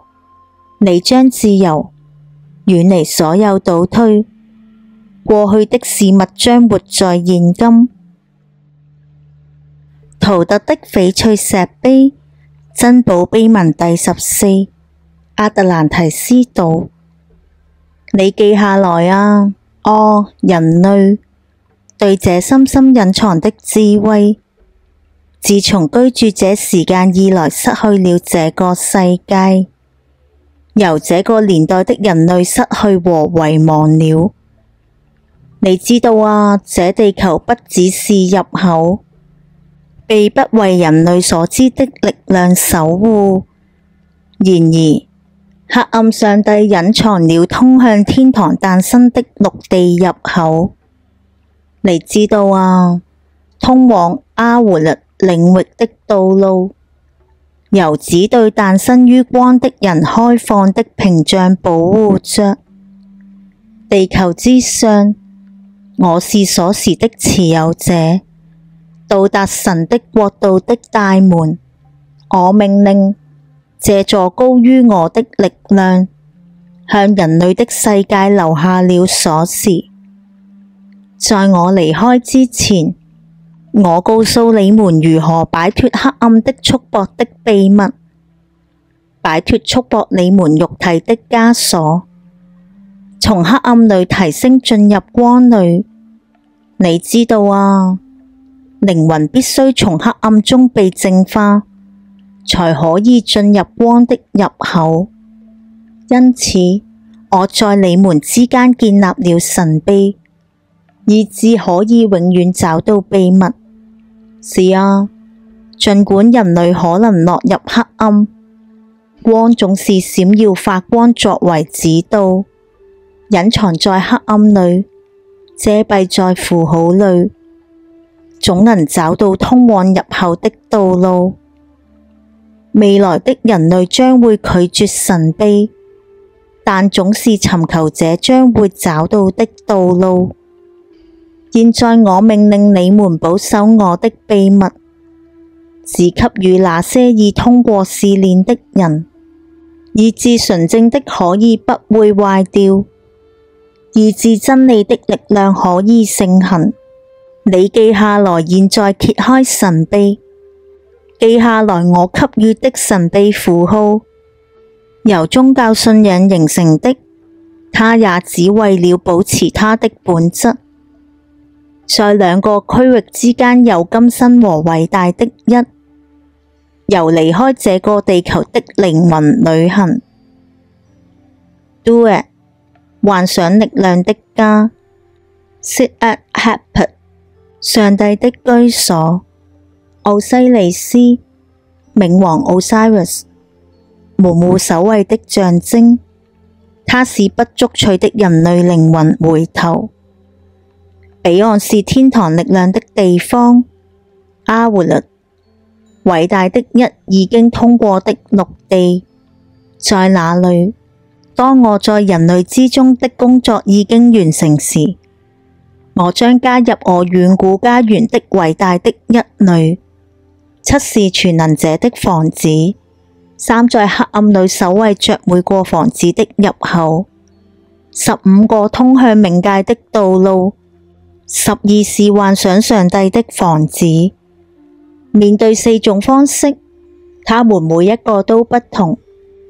40和2是強大的力量，裁判尋求入口的死者。4是荷魯斯的兒子，2是東方和西方伊西斯的守衛，為孩子辯護的母親，月亮女神，反射太陽。8是本質，永遠活着。它是人類所知曉的生命的陰影，直到它化身，吧才會出現。這些都是要保存通過年代的神秘，它們是生命和死亡的鎖匙。現在聽啊，神秘中的神秘，獲釋無始無終的圓圈，它是一和全部萬有的形態。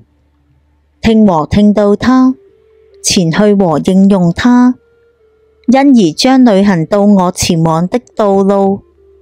神秘裏的神秘。然而對光的誕生是清晰的。現在我將展現全部的秘密，我將宣布被傳授的秘密，但是允許門整個關閉，對抗褻瀆。三是神秘，來自偉大的一，聽到，而你的光將破曉。起初，居住三為一體。除了這些，什麼也不能存在。這些是平衡創造的源頭，一個上帝，一個真理，一個自由的點。三往前出現了平衡的三，全部的生命，全部的好，全部的力量。三是上帝在他光的家中的品質。無限的力量，無限的智慧，無限的愛。三是賦予主人的力量，去改變邪惡，幫助好，使用辨別力。三是上帝不可避免的事情，顯現力量、智慧和愛。三是創造萬物的力量。擁有完美知識，神聖的愛，神聖的智慧，通曉全部可能的方法，靠神聖的愛和智慧聯合意志，擁有神聖的力量。三是存在的圓圈狀態，光的圓圈，除了上帝之外，別無他物，只有上帝能環貫它。萬物所在的混沌圈。生死自然渾身，萬物都源於生命的意識圈，萬物都具有三種存在狀態：混亂或死亡、人性自由和天堂的幸福。三需要控制萬物，始於極深處，混亂的圓圈，天堂的豐盛。三是靈魂的道路。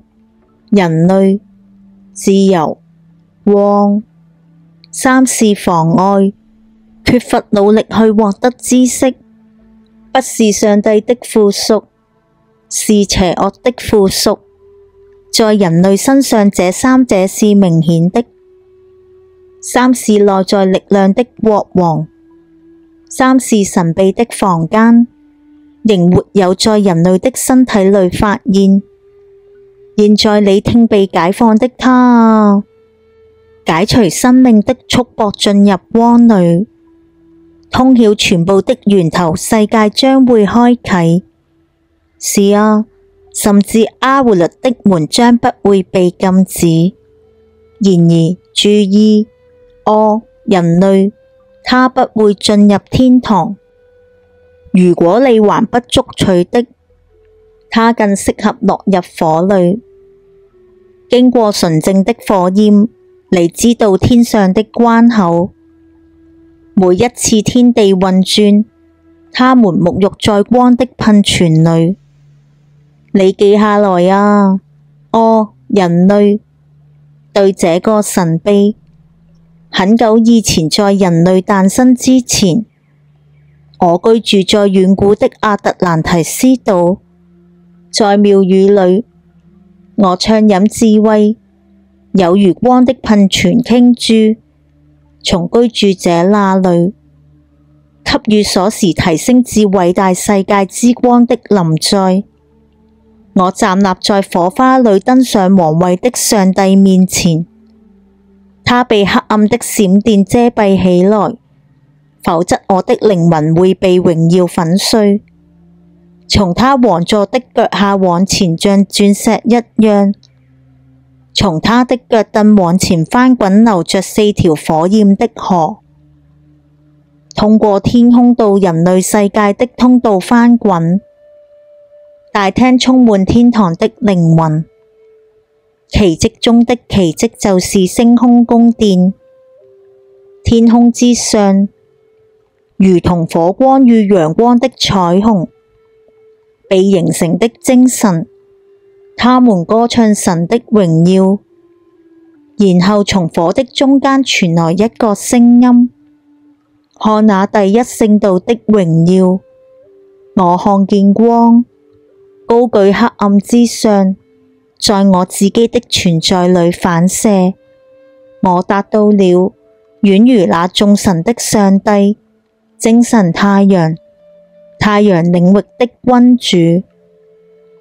有一，甚至是開端，他沒有開始，他沒有盡頭，他創造萬物，他主宰一切，他是好，他是公義，他照亮，他維持。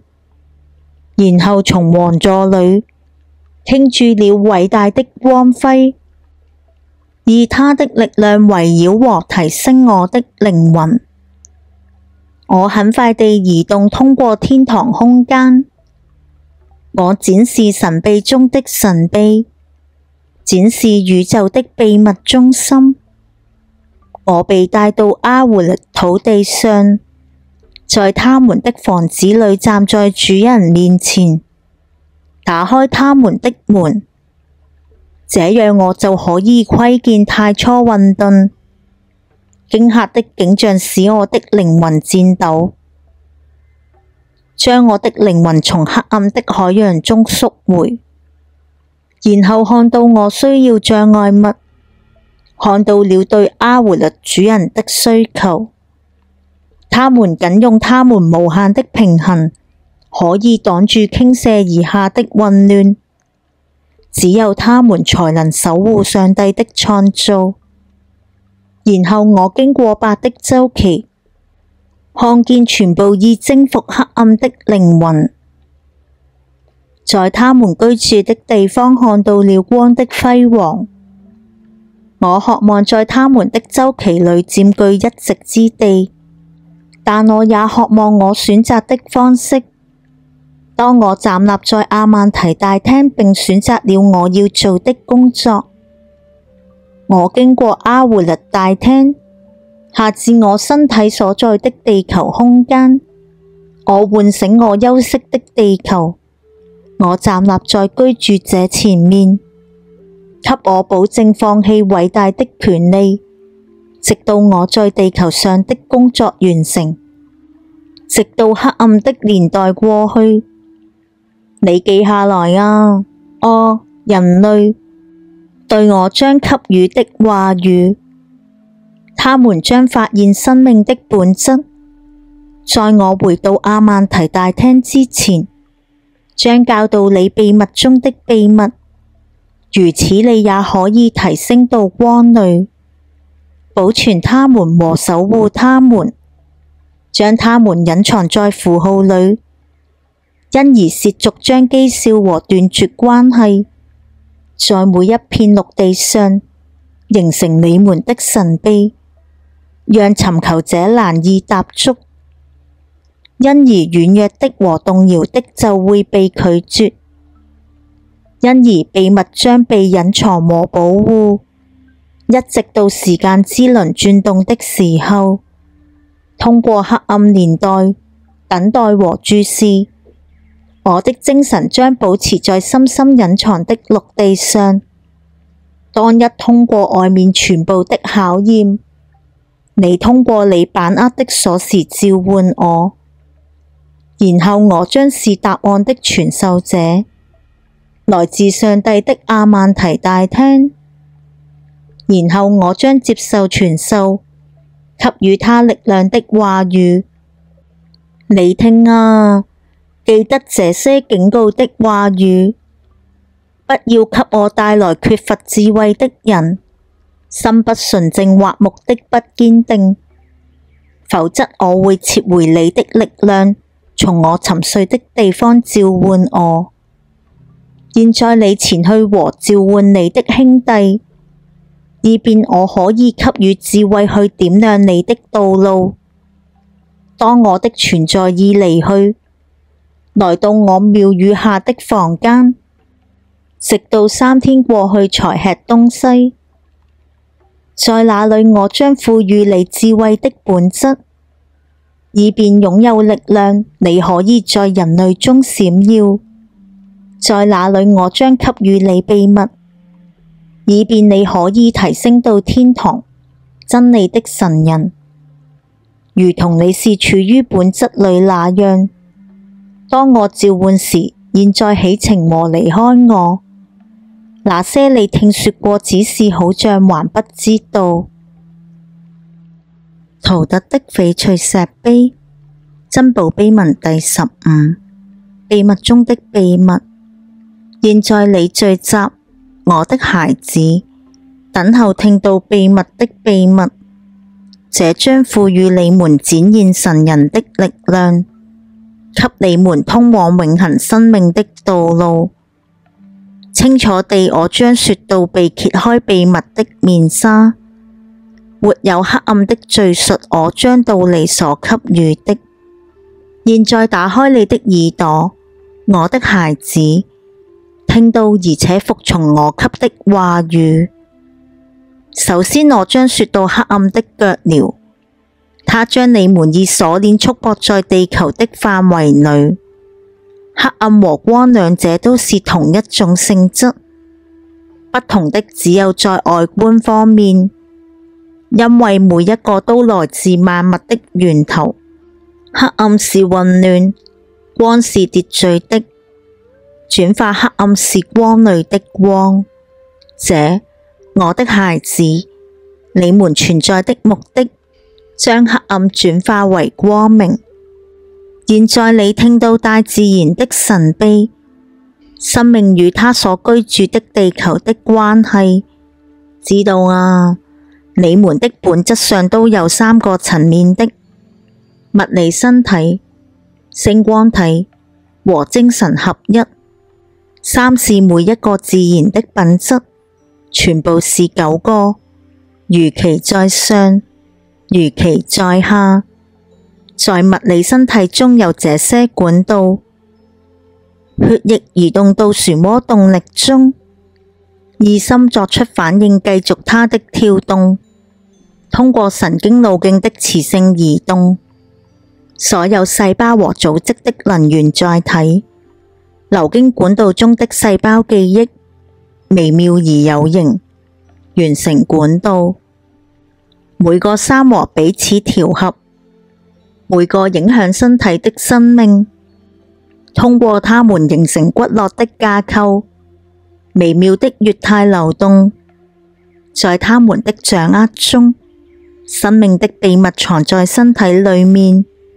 僅放下熟練的意志，當他的生活目標完成的時候。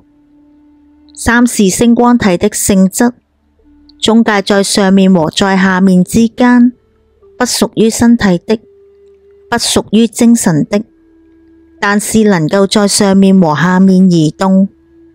3是心的性質，盛載偉大的一的意志，你生命中因果關係的仲裁者，如此被形成3個層面的存在，由4的力量從上面引導，超越人類3個層面的性質，是精神自我的領域。4是它的品質，在每一個存在的層面中閃耀。但13合一，神秘的數字，基於人類的品質是兄弟，每個將指導存在的展開，每個管道都應屬於偉大的一。在地球上，人類在束縛中，被空間和時間束縛在地球平面上，環繞着每顆行星，波的震動將它束縛在它的展開層面。然而在人類裏面有釋放的關鍵，在人類裏面可找到自由。當你將自我從身體中解放出來，上升到地球表面的最外層，說這個話語，多伊尼能，然後有一段時間你的光將被提升，自由可以通過空間的障礙，半個太陽的時間，6小時，自由通過地球層面的障礙，看到而且認識到那些超越你的人。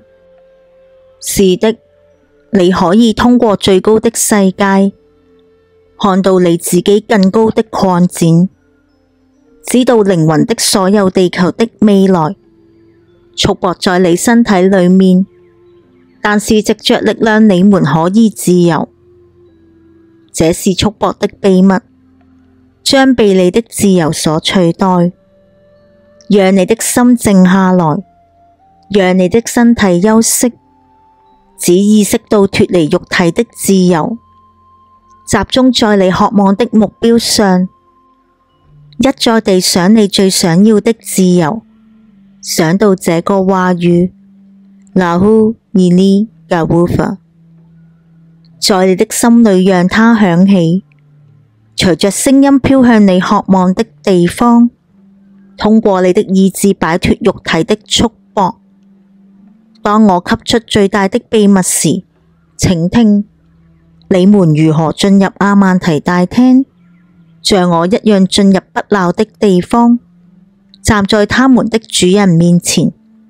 你躺下讓身體休息，讓你的心平靜，如此不會有任何想法擾亂你。你必須保持心和目標純正，否則只有失敗會降臨你身上。遠見阿曼提如同我在石碑中所說，一直以心的渴望在那裏，站在你心中的主人面前，宣告我提供的力量的話語。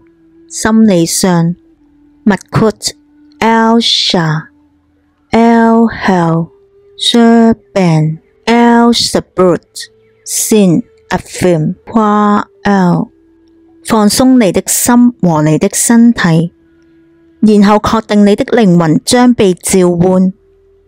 現在給我香巴拉的鎖匙，我的兄弟住在黑暗的地方，黑暗卻充滿太陽的光。哦，地球的黑暗，但是精神的光。當我是時候離開時，為你提供導引，如同我教你的那樣離開你的身體，穿過深處的障礙，被隱藏的地方，站在大門和他們的守護者面前，用這些話語命令你的入口。我是光，在我身上沒有黑暗，我從黑夜的束縛中解脫出來，打開你十二和一的道路，因此我可以進入智慧的境地。當他們拒絕你，他們肯定會這樣，命令他們打開這些力量的話語。我是光，因為我不是任何障礙。打開，我命令，藉着秘密的秘密。